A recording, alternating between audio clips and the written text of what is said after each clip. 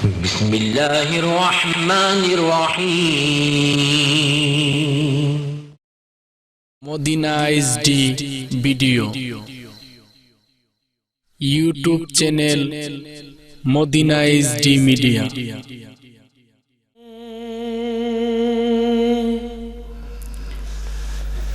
कुन नजर बरहाल ज़रम या रसूल अल्लाह ज़रहमत कुन नजर बरहाल ज़रम या रसूल अल्लाह गरीबम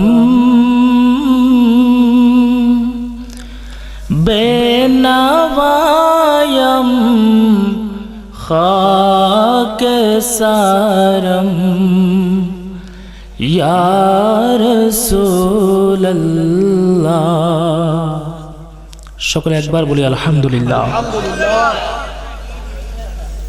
আমরা এই মজলিসে বসেছি, এই মাহফিলটা আমাদের জন্য একটা ইবাদত, ঠিক কিনা? যে ইবাদতের মধ্যে রাসূল করিম সাল্লাল্লাহু তাআলা আলাইহি ওয়াসাল্লামের শান ও ইজ্জত তাজিম থাকে না, সেই ইবাদত আল্লাহর দরবারে কবুল হয় না, ঠিক কিনা? সেজন্য আমরা ইবাদতের আগে রাসূল করিম সাল্লাল্লাহু আলাইহি ওয়াসাল্লামের নামকে স্মরণ করেছি। এই ওসিলায় আল্লাহ আজকের মাহফিল কবুল করবে ইনশাআল্লাহ। পড়ি তো অনেকক্ষণ ধরে আলোচনা শুনেছেন, একেবারে আসর নামাজের পর থেকে শুরু করে এ পর্যন্ত মাহের উলামায়ে কেরাম আপনাদেরকে মূল্যবান তাকরীর শুনিয়েছেন, আপনারাও শুনেছেন। মনে হয় আপনারা এখন কিছুটা অলসতার মধ্যে চলে এসেছেন। আর একটু শুনবেন নাকি চলে যাবেন? আখিরি মোনাজাত পর্যন্ত কারা কারা থাকবেন দুটো হাত তুলে দেখান। নারে তাকবীর, নারে রিসালাত, নারে গাউসিয়া, ঈদে মিলাদুন নবী। الصلاة والسلام عليك يا رسول الله، الصلاة والسلام عليك يا حبيب الله، الصلاة والسلام عليك يا شفيع المذنبين، الصلاة والسلام عليك يا رحمة للعالمين.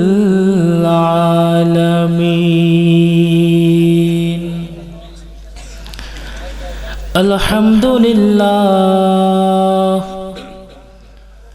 الحمد لله رب العالمين، خالق السماوات والأرضين، والصلاة والسلام على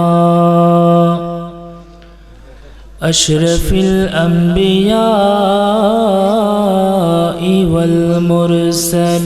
والمرسلين، وعلى آله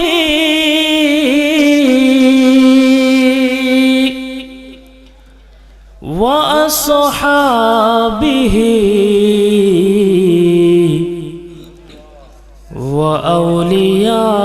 وأولياء ملته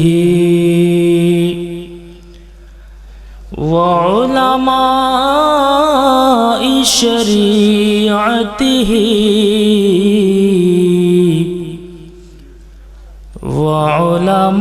وعلماء أهل سنته أجمعين أما بعد فقد قال الله تعالى في كلامه المجيد وفي فرقانه الحميد إن الله وملائكته يصلون على النبي يا أيها الذين آمنوا صلوا عليه وسلموا تسليما اللهم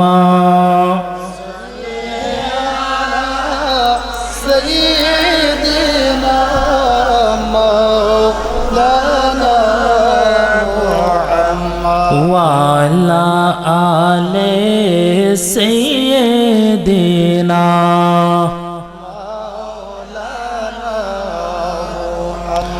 আরেকটু জবান খুলে পড়ি আল্লাহুম্মা সাইয়্যিদিনা মাওলানা ওয়া আলা আলি সাইয়্যিদিনা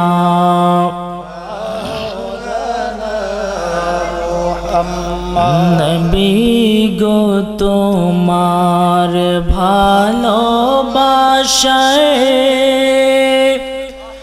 আল্লাহর ওলি হওয়া যায় ঠিক কি না বলে নবী গো তোমার ভালোবাসায় জীবনের গুনাহ ঝরে যায় আল্লাহ সাল্লি আলা মাওলানা মুহাম্মদ ওয়া আলা আলি সাইয়্যিদিনা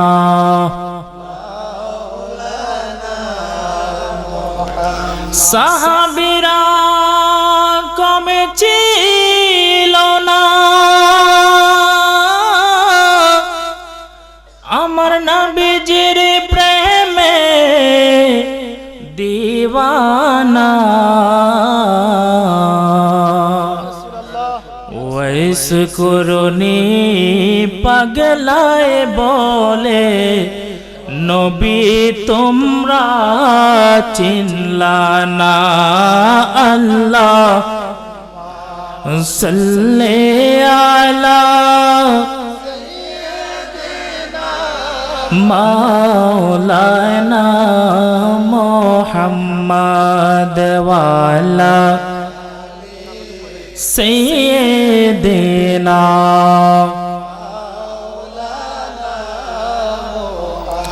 এই দুনিয়া পড়ে থাকবে নবী আমরা একদিন থাকব না সবাই আমাদের ভুলে যাবে নবীজি আপনি ভুলেন না আল্লাহ সাল্লি আলা মাওলানা মুহাম্মদ ওয়া আলা সাইয়্যিদিনা লা ইলাহা জোরে লা ইলাহা সবাই লা ইলাহা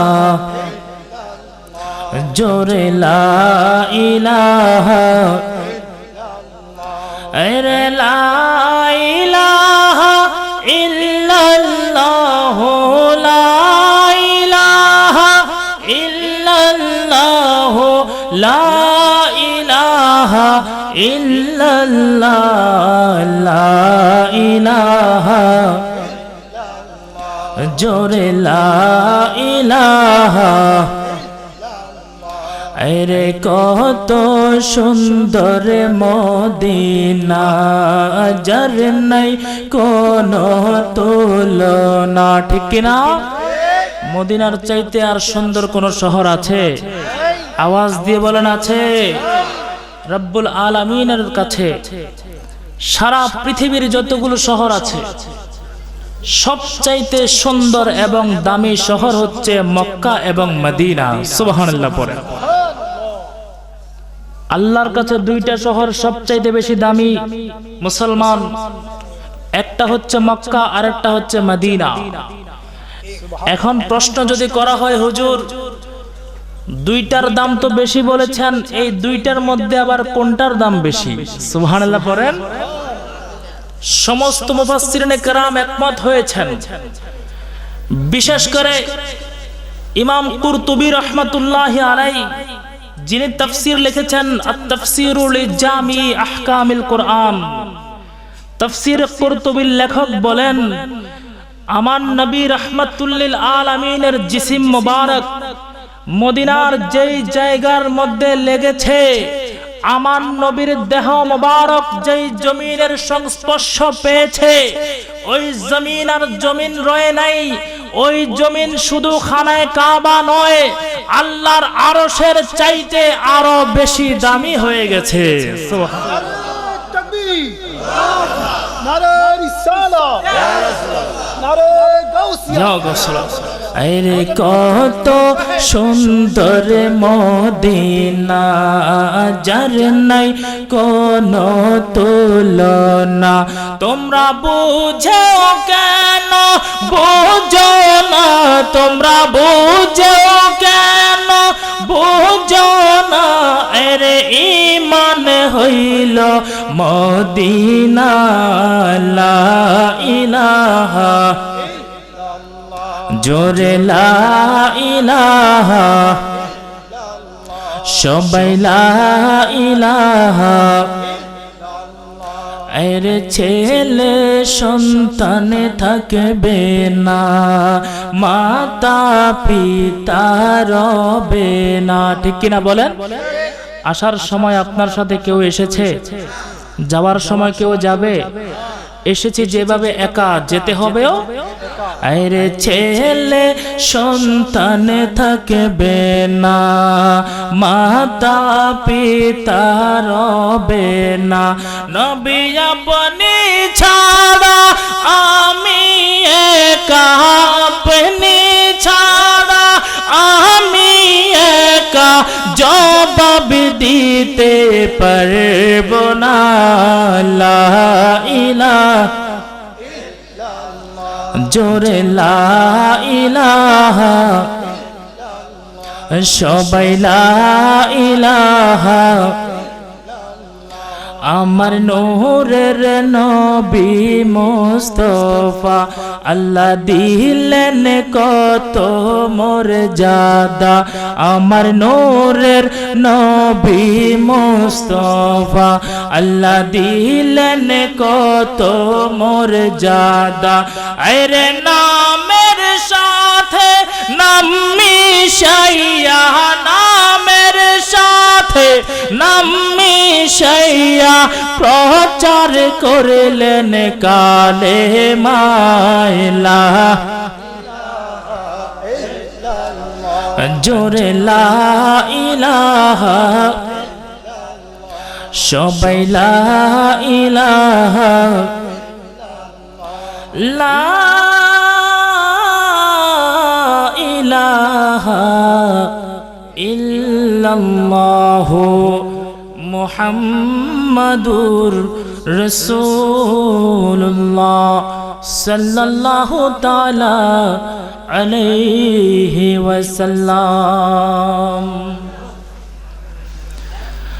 আর-রূহ ফিদা কা ফযদ হর কা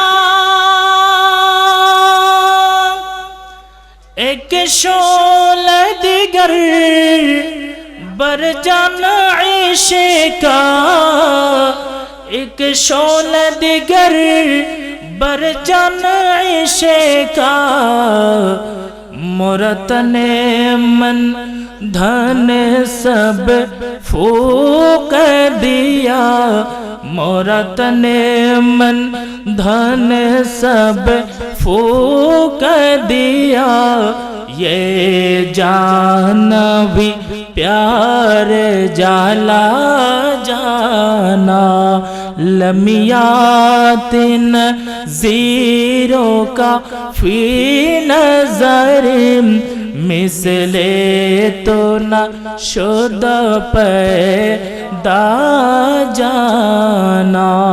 সবাই বলে আলহামদুলিল্লাহ। তা আপনারা চলে যাচ্ছেন কেন? আলোচনা কি ভালো লাগছে না নাকি? এখনো তো শুরুই করি নাই। তো যারা চলে যাচ্ছে চলে যাক, যারা চলে যেতে চায় তাদেরকে আমরা তো ধরে বেঁধে রাখতে পারবো না, ঠিক কিনা বলে? আমার ভাইয়েরা, রাত যত গভীর হবে আল্লাহর রহমত আমাদের তত নিকটে আসবে, ঠিক কিনা? তো যারা চলে যাচ্ছে রহমত থেকে উঠে যাচ্ছে, আমরা বসে আছি আল্লাহর দয়ার কাছে বসে আছি, ঠিক কিনা বলে? তো যারা চলে যায় তাদেরকে চলে যেতে দেওয়া হবে। যারা পিছনে আছেন আপনারা একটু মেহেরবানি করে একটু সামনে চলে আসুন, পরিবেশটা একেবারে সুন্দর হয়ে যাক। আপনারা আমার সামনে চলে আসুন। আমি চট্টগ্রাম থেকে এত কষ্ট করে আপনাদের কাছে আসলাম, আপনারা যদি দূরে বসে থাকেন, সবাই সামনে চলে আসুন। মাশাআল্লাহ, কত সুন্দর দেখা যাচ্ছে এখন। আমার 100 জনের শ্রোতার প্রয়োজন নাই, আপনারা সামনে যারা আছেন এরাই যথেষ্ট। ওয়াজ বুঝার জন্য 5 জন হলে যথেষ্ট, ঠিক কিনা বলেন না? এই তো এখন সুন্দর হয়ে যাচ্ছে। যারা চলে গিয়েছেন আপনাদেরকে কিন্তু তাবারুকের প্যাকেট দেওয়া হবে না। ওনারা এখনো জানে না আজকে কিন্তু তাবারুকের প্যাকেটও আছে। মনে করেছে আমরা তো খেয়ে ফেলছি, তাবারুক শেষ না, আরো আছে। যারা ওয়াজের পরে আসবে আমরা বুঝবো ওনারা ওয়াজ শোনার জন্য আসে নাই, কিসের জন্য এসেছে। আর এখন যারা বসে আছে এরা তাবারুকের আশায় বসে নাই, এরা ওয়াজ শুনতে বসেছে, ঠিক কিনা? লক্ষ কোটি শুকরিয়া আদায় করছি মালিকে কায়নাতের দরবারে, যিনি আমাদেরকে দুনিয়ার সমস্ত ব্যস্ততাকে পেছনে ফেলে আজকের এমন একটা রজনীতে রাসূল করিম সাল্লাল্লাহু আলাইহি ওয়াসাল্লামের শান ও মান শোনার জন্য এই নুরানি ঈমানি মাহফিলে এসে বসার মতো তৌফিক দিয়েছেন, সেজন্য আমরা সবাই বলি আলহামদুলিল্লাহ। লক্ষ কোটি দুরুদ ও সালামের হাদিয়া প্রেরণ করছি আকায়ে নামদার তাজদারে মদিনা হায়াতুন নবী জিন্দা নবী রাহমাতুল লিল আলামিন শফিউল মুজনবিন আফতাবে নবুয়ত শাহনশাহে রিসালাত হুজুরে আকরাম নূরে মুজাসসাম নবিয়না শফিয়না হাবিবনা মাওলানা মুহাম্মদুর রাসূলুল্লাহ সাল্লাল্লাহু তাআলা আলাইহি ওয়াসাল্লামের নূরানি কদম মোবারকে, যে নবী দুনিয়ার জমিনে তশরিফ এনেছেন বিধায় আমরা কোরআনুল কারীম পেয়েছি, ঠিক কিনা? নবী এসেছেন, আল্লাহর কোরআন এসেছে। আমার নবী যদি না আসতেন আমরা কি কোরআন পেতাম? তো আজকে একজন মুসলমান কোরআনের ধ্বনি দিচ্ছে কোরআন মানি, কোরআন মানি। আমার ভাইয়েরা, কোরআন মানতে হলে তো আগে রাসূল মানতে হবে, জোরে বলেন ঠিক কিনা? কোরআন মানতে হলে আগে রাসূল মানতে হবে। রাসূল এসেছেন বিদায় কোরআন এসেছে। আমার নবী যদি না আসতেন কোরআন আসতো না। কোরআন তুমি পেয়েছো যে নবীর জন্য, আগে নবীকে মানতে হবে, নবীকে মানলে আল্লাহর কোরআন মানা হবে, ঠিক কিনা বলেন? তো সেই নবীর স্মরণে আজকের এই আজিম শান মাহফিল, শুরু থেকে অনেক ওলামায়ে কেরাম এ মাহফিলে বয়ান রেখেছেন। সম্মানিত সভাপতি সাহেব আজকের মাহফিলের হাজী মোহাম্মদ তোতা মিয়া, সভাপতি আহলে সুন্নাত ওয়াল জামাত পানেশ্বর ইউপি, সহসভাপতি আছেন এবং বিশেষ করে যিনি বিশেষ অতিথির বক্তব্য রেখেছেন আপনাদের অত্র এলাকার কৃতি সন্তান হযরত মাওলানা পীরজাদা মুফতি শাহ মোহাম্মদ ওয়ালিউল্লাহ ফারুকী সাহেব। প্রধান বক্তার বয়ান যিনি পেশ করেছেন আমার আগে, আমি বলবো গোটা পানেশ্বরের একটা গর্ব, ঠিক কিনা বলেন? এই ছেলে বাংলাদেশের যেখানে যাবে, যদি বলা হয় বাবা তোমার বাড়ি কোথায়, ব্রাহ্মণবাড়িয়া। ব্রাহ্মণবাড়িয়া কোথায়? সরাইল। সরাইলের কোথায়? পানেশ্বর। তো সুনাম কি আপনাদের হয়েছে কিনা? হয়েছে কিনা? আপনাদের গর্ব, এটার যত্ন নেবেন। এই ছেলে জাতীয় পুরস্কার প্রাপ্তকারী, আলহামদুলিল্লাহ বলেন। আমি দোয়া করি আল্লাহ তার ভবিষ্যৎ আরো উজ্জ্বল করে দেখ, বলি আমিন। সম্মানিত ওয়াইজিনে কেরাম যারা ছিলেন মাগরিবের পর থেকে, সবার প্রতি শ্রদ্ধা জ্ঞাপন করে এই মাহফিল যারা ইন্তজাম করেছেন, আমি সবার শুকরিয়া আদায় করছি। আমার ভাইয়েরা, রাত গভীর হয়ে গেছে, আমি আপনাদেরকে বেশি সময় কষ্ট দিব না, অল্প কয়েকটা কথা বলে আমার আলোচনা শেষ করব। তো যারা আছেন মেহেরবানি করে উঠবেন না, শোনার চেষ্টা করবেন, কারণ এমনিতেই দুঃখজনক হলেও সত্য কথা বলতে হয়। আপনাদের এই ব্রাহ্মণবাড়িয়ার যারা আপনারা শ্রোতা আছেন, আপনাদের নামে একটা বদনাম আছে। বদনাম হলো ব্রাহ্মণবাড়িয়ার শ্রোতারা কোরআন সুন্নাহর আলোচনা বেশি একটা পছন্দ করে না। তো আজকে আপনারা সেই বদনামটা দূর করতে হবে, ঠিক কিনা? রাজি আছেন কিনা? চট্টগ্রাম থেকে আমাকে এখানে দাওয়াত করে নিয়ে এসেছেন, আমি আপনাদেরকে কিচ্ছা কাহিনী শোনানোর জন্য আসি নাই, কোরআন সুন্নাহ থেকে আলোচনা শোনানোর জন্য এসেছি। এখন আপনাদের শুধু একটু ধৈর্য চাই, বেশি সময় না। কোরআন সুন্নাহর আলোচনা শোনার জন্য ধৈর্য লাগবে। এই ধৈর্য যদি আপনারা দিতে পারেন, আল্লাহ বললেন ইন্নাল্লাহা মাআস সাবিরিন, আমি আল্লাহ ধৈর্যশীলদের সাথে আছি। সুবহানাল্লাহ।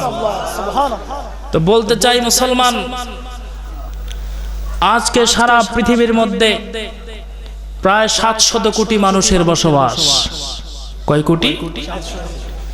এই 700 কোটি মানুষের মধ্যে প্রায় 170 কোটির মতো মুসলমান আছে। সুবহানাল্লাহ পড়েন। 170 কোটি মুসলমানের মধ্যে আমাদের এই উপমহাদেশ বাংলাদেশ, ভারত, পাকিস্তান, নেপাল, ভুটান, শ্রীলঙ্কা নিয়ে এই উপমহাদেশের মধ্যে মুসলমানের সংখ্যা বর্তমানে 70 কোটি। সুবহানাল্লাহ। আজ থেকে 800 বছর আগে আমার খাজা গরিবে নওয়াজ মাইনুদ্দিন চিশতি আজমিরি সঞ্জিরি রহমাতুল্লাহি আলাইহি আমার নবীর আদেশ পেয়ে উপমহাদেশে এসেছেন। খাজা গরিবে নওয়াজ ইসলামের প্রচার নিয়ে এসেছেন। খাজা গরিবে নওয়াজের হাতে হাত রেখে কালেমা পড়ে ওই সময়ে 90 লক্ষ হিন্দু কালেমা পড়ে মুসলমান হয়েছে। তা আমি বলতে চাই, মুসলমান তো সবাই কি মুমিন?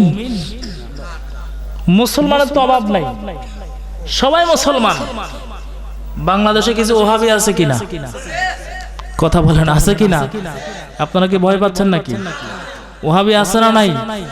এরা কি মুমিন? মুসলমান কিন্তু মুমিন সব মুসলমান মুমিন হতে পারবে না। মুমিন হওয়ার জন্য কিছু গুণ থাকা লাগবে, ঠিক কিনা বলেন? তো মুমিন হওয়ার জন্য কি গুণ থাকতে হবে সেই কথাই আমি আজকে বলার ইচ্ছে করেছি। আপনারা কি শুনতে রাজি আছেন? আমার ভাইয়েরা, মুমিন হওয়ার জন্য অনেকগুলো গুণ আছে, অনেকগুলো শর্ত আছে, কন্ডিশন আছে।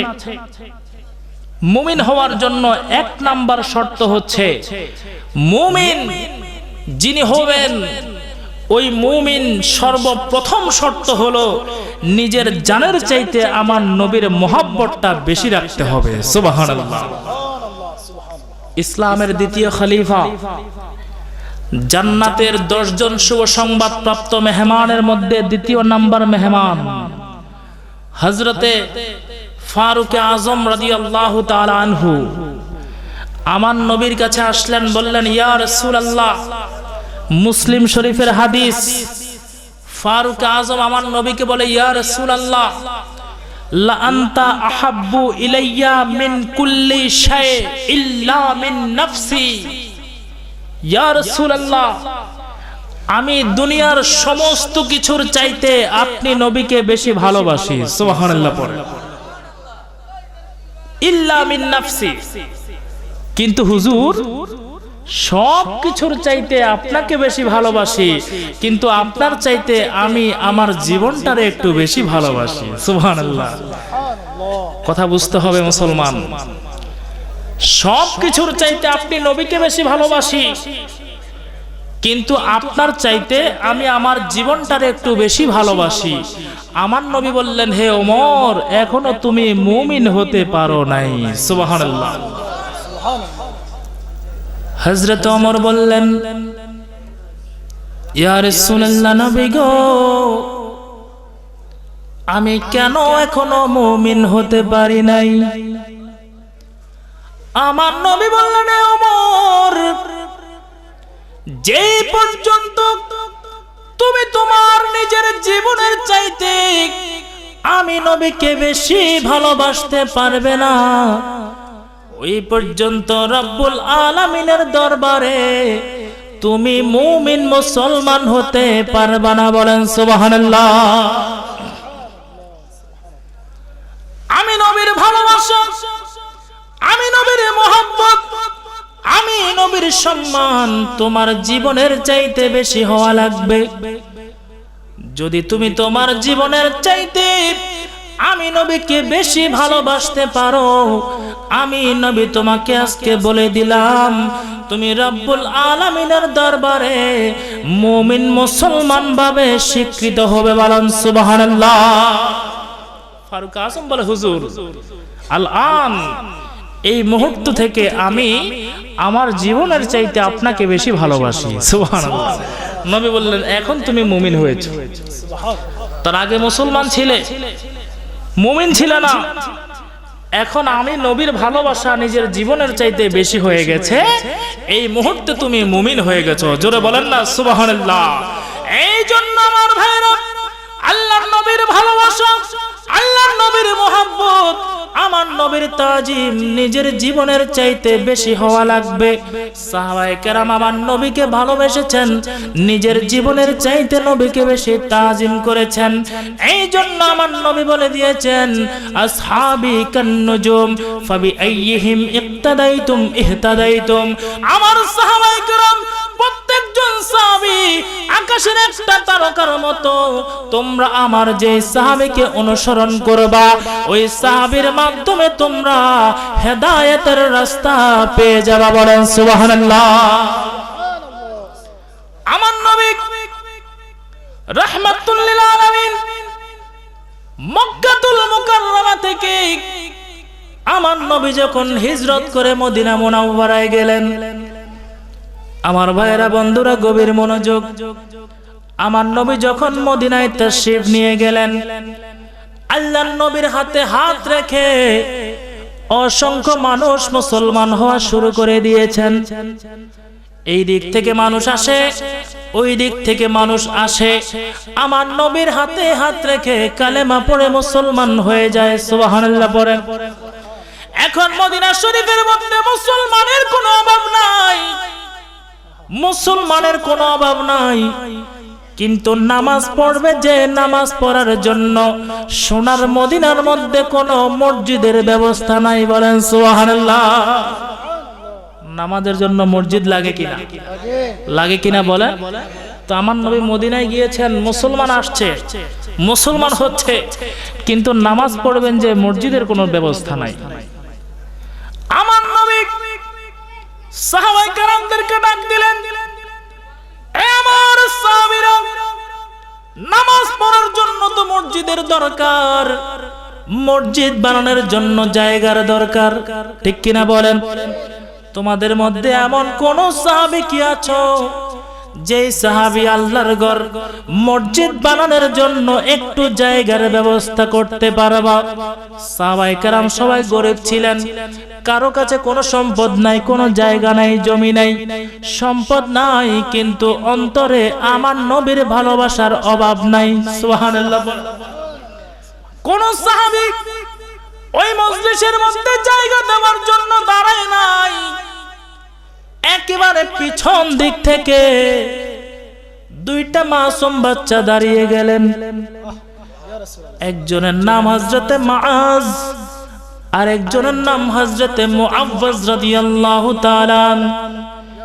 দুই ভাই দাঁড়িয়ে বলে, ইয়া রাসূলুল্লাহ, নবী গো, আপনি তো মসজিদের জন্য জায়গা চেয়েছেন, আমরা দুই ভাই, আমরা এতিম সন্তান, আমাদের বাবা দুনিয়ার জমিন থেকে বিদায় হয়ে গিয়েছে। ইয়া রাসূলুল্লাহ, নবী গো, আমাদের বাবা দুনিয়া থেকে বিদায় হওয়ার আগে আমাদের দুই ভাইকে একটা জায়গা দিয়ে গিয়েছে, এই জায়গা আমাদের দুই ভাইয়ের সম্পদ। আপনি নবী যদি চান মুসলমানের জায়নামাজের জন্য, মুসলমানের নামাজ পড়ার জন্য, আমরা আমাদের জায়গাটা আপনি নবীকে হাদিয়া দিতে চাই। বলেন সুবহানাল্লাহ। আমার নবী বললেন, জায়গা দিবা? বলে, হুজুর দিব। বলে, এমনি দিয়ে দিবা, কোনো টাকা নিবা না? বলে, হুজুর জায়গা দিব, তবে একটা শর্ত আছে। সুবহানাল্লাহ বলেন। কি শর্ত? যে আমরা এখন আপনার কাছে কিছু চাইবো না, ভবিষ্যতে যদি কোনোদিন আপনার কাছে কিছু চাই আপনি দিতে হবে, সেই ওয়াদা করতে হবে। সুবহানাল্লাহ। কি চাইবো সেটা কিন্তু বলে নাই। ভবিষ্যতে যদি কিছু চাই, যা চাইবো তাই দিতে হবে। সুবহানাল্লাহ পড়েন। আমার নবী বললেন, আমার সন্তান, ভবিষ্যতে যদি তোমরা আমি নবীর কাছে কিছু চাও, তোমরা যা কিছু চাইবা আমি নবী তোমাদেরকে তাই দিব। সুবহানাল্লাহ পড়েন। আমার নবীর দেওয়ার ক্ষমতা আছে না নাই? নবীকে দেওয়ার ক্ষমতা দিয়েছেন কে? আমার ভাইরা ওই জায়গা দিয়ে দিলেন। আল্লাহর নবী রাহমাতুল লিল আলামিন সাহাবায়ে কেরামদেরকে নিয়ে ওই জায়গার মধ্যে একটা মসজিদ বানাইলেন। ওই মসজিদটা হচ্ছে ইসলামের প্রথম মসজিদ।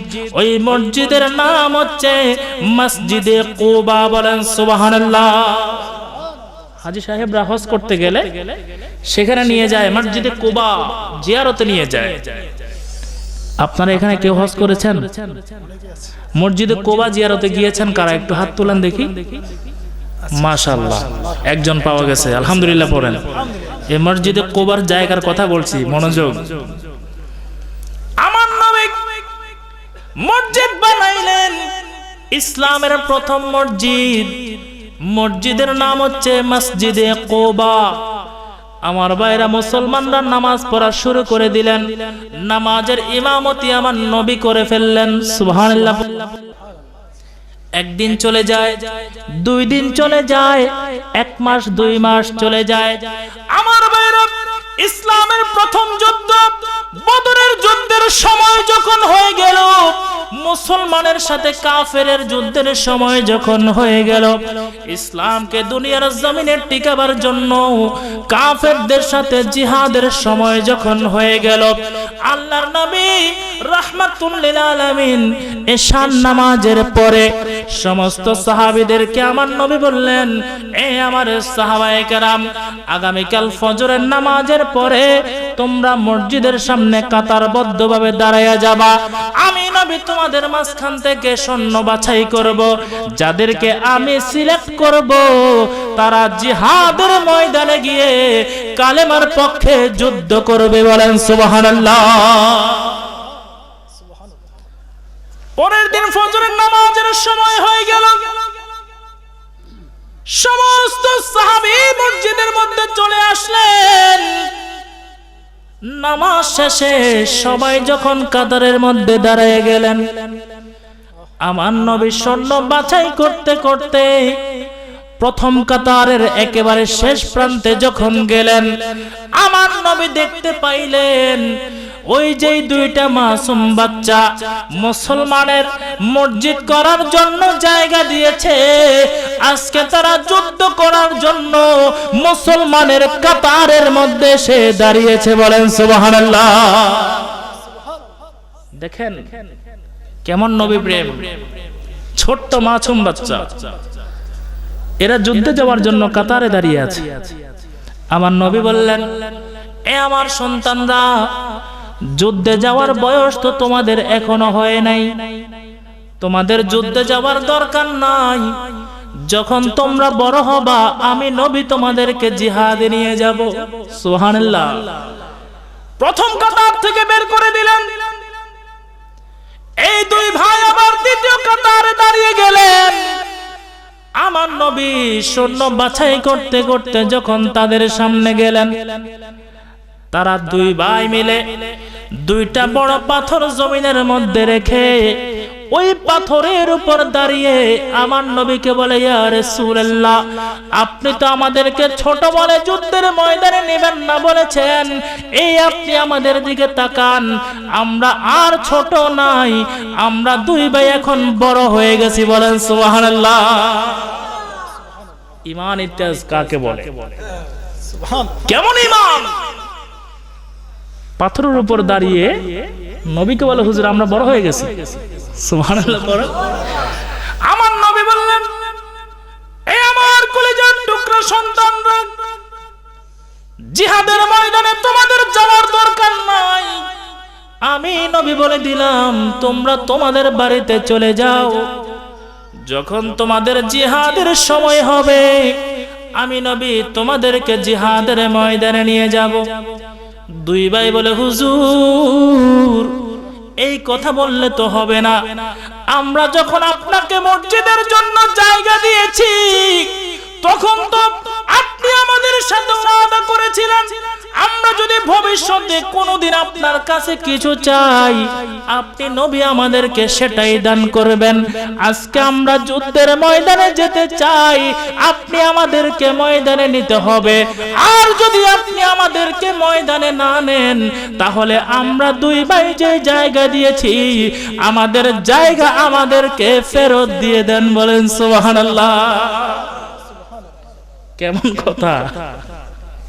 জায়গা দেওয়ার সময় শর্ত তো ছিল, যা চাইবো দিতে হবে, আপনিও বলেছেন দিব, তো এখন যুদ্ধে যেতে চাই নিয়ে নেন, যদি না নেন তাহলে জায়গা দেব না, ফেরত দিয়ে দেন। সুবহানাল্লাহ পড়ে। আল্লাহুম্মা সাল্লি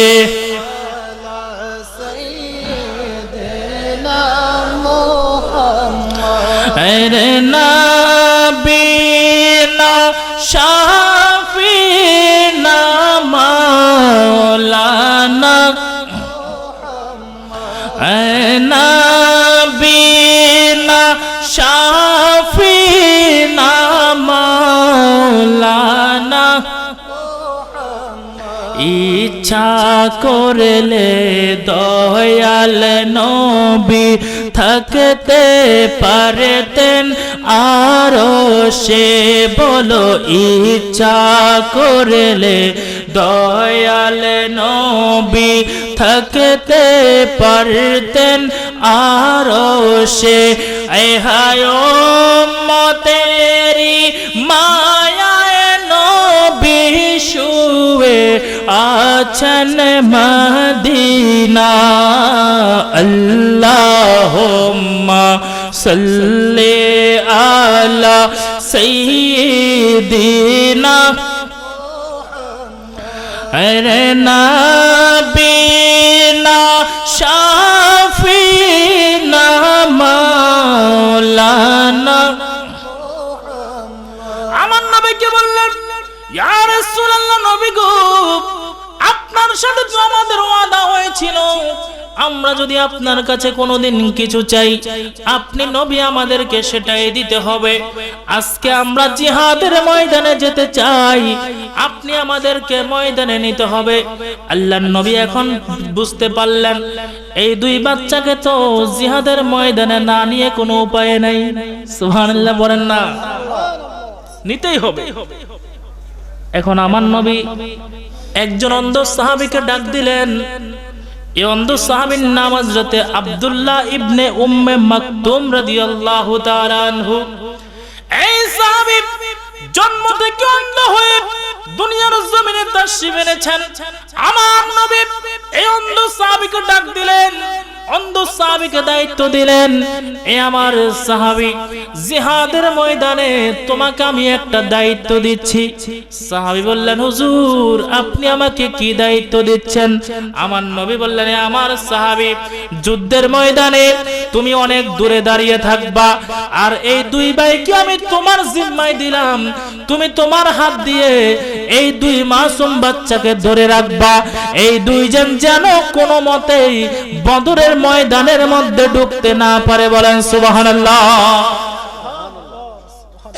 দুইজনকে দুই হাতে ধরে রাখবা, এরা যেন কোনোভাবেই ময়দানে ঢুকতে না পারে। সুবহানাল্লাহ পড়ে যুদ্ধ শুরু হয়ে গেল। বদরের ময়দান থেকে অনেক দূরে একটা পাহাড়ের উপরে উঠে আমার নবীর সাহাবী আব্দুল্লাহ ইবনে উম্মে মাকতুম রাদিয়াল্লাহু তাআলা আনহু দুই ভাইকে দুই হাত দিয়ে ধরে রাখলেন। আর ওইদিকে মুসলমানের সাথে কাফেরের জিহাদ শুরু হয়ে গেল। দুই ভাই একজন আরেকজনকে বলে, ভাই এইভাবে দাঁড়িয়ে থাকলে তো আমাদের মনের আশা পূরণ হবে না, আমাদেরকে ময়দানে যেতে হবে। আমার নবীর কদমে নিজের জীবনটাকে আমার নবীজির কদমে উৎসর্গ করতে হবে। বলেন সুবহানাল্লাহ। এভাবে দাঁড়িয়ে থাকলে তো চলবে না, আমাদেরকে তো ময়দানে যেতে হবে, যুদ্ধ তো করতে হবে। তো বলে কিভাবে যাব? যেভাবে ধরে রাখছে ছুটার তো কোনো সুযোগ নাই। এক ভাই আরেক ভাইকে পরামর্শ দিচ্ছে যে হঠাৎ করে আমরা দুই ভাই মিলে হাতটাকে এমন ভাবে ঝাড়া দিব ওই সাহাবী যেন আমাদেরকে আর ধরে রাখতে না পারে। সুবহানাল্লাহ পড়ে যুদ্ধ চলে। এই দুই ভাই পরিকল্পনা করলেন এমন ভাবে হাতটাকে ঝাড়া দিব এই সাহাবী যেন আমাদেরকে আর ধরে রাখতে না পারে। যেমন পরিকল্পনা করলেন তেমন ভাবে দুই ভাই মিলে কাজ করলেন। হঠাৎ করে এমন ভাবে ঝাড়া দিলেন সাহাবী রাসূল অন্ধ সাহাবী আব্দুল্লাহ ইবনে উম্মে মাকতুম রাদিয়াল্লাহু তাআলা আনহুর হাত থেকে দুনো ভাই ছুটে গেলেন। আর দুই ভাই জিহাদ করার জন্য একেবারে বদরের ময়দানে ঢুকে গেছে। বলেন সুবহানাল্লাহ। দুই ছেলে মুআজ এবং মুআওয়াজ, ছোট্ট ছেলে, কিছু বোঝে না, কিন্তু নবীর মোহাব্বতে অন্তর ভরপুর। ঠিক কিনা? এখন চিন্তা করলেন আমরা তো ময়দানের মধ্যে চলে এসেছি, জিহাদের ময়দানে কাফেরদের সাথে যদি আমরা মুখামুখি যুদ্ধ করি, আমরা তো কারো সাথে পারবো না। আমাদের তো শক্তি নাই, আমাদের তো সাহস নাই, আমরা কিভাবে কাফেরদের সাথে যুদ্ধ করব?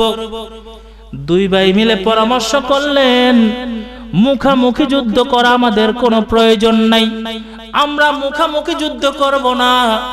দুই ভাই মিলে আমরা একজনকে টার্গেট করব, আর দুই ভাই মিলে ওই কাফেরকে আমরা বদরের ময়দানে হত্যা করব। বলেন সুবহানাল্লাহ। দুইজন মিলে একজনকে টার্গেট করবেন।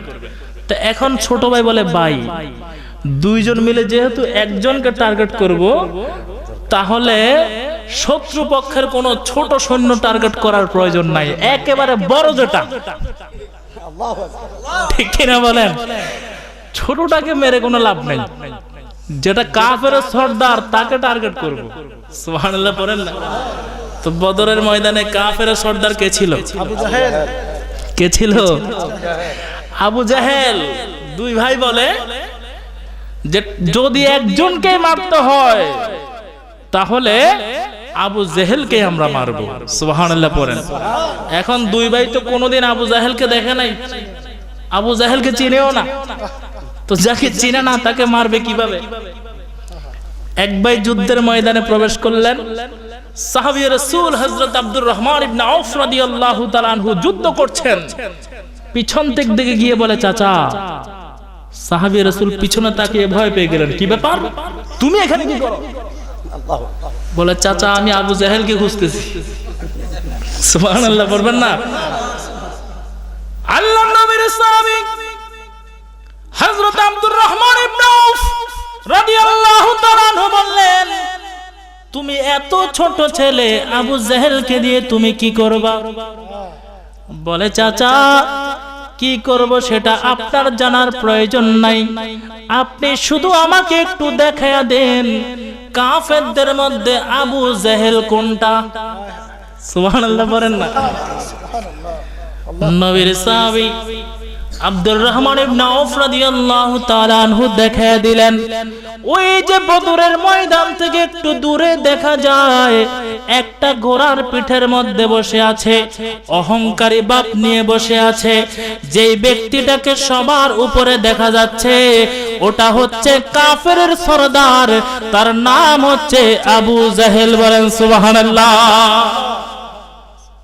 এখন আবু জাহেলকে চিনলেন তো মারবেন কিভাবে?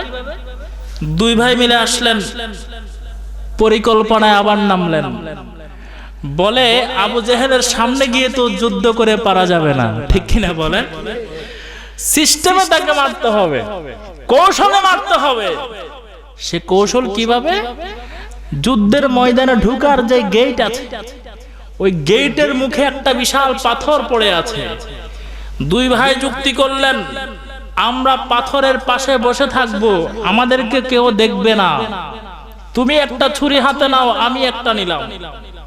আবু জাহেল যখন এই জায়গা দিয়ে যাবে ছোট ভাইকে বললেন, তুমি আবু জাহেলের ঘোড়ার পায়ের মধ্যে আঘাত করবা। সুবহানাল্লাহ বলেন। তুমি আবু জাহেলের ঘোড়ার পায়ের মধ্যে যখন আঘাত করবা, আবু জাহেলের ঘোড়ার পা যদি আলাদা হয়ে যায়, আবু জাহেল তো আর ঘোড়ার পিঠে থাকবে না। ঘোড়ার পা যদি কেটে যায়, আবু জাহেল তো ঘোড়ার পিঠ থেকে জমিনে পড়ে যাবে। যেই মাত্র আবু জাহেল জমিনে পড়ে যাবে, আমি আর দেরি করব না, আমার হাতের মধ্যে যে তলোয়ার আছে আমি সাথে সাথে আমার তলোয়ার আবু জাহেলের গলায় চালিয়ে দিব। বলেন সুবহানাল্লাহ।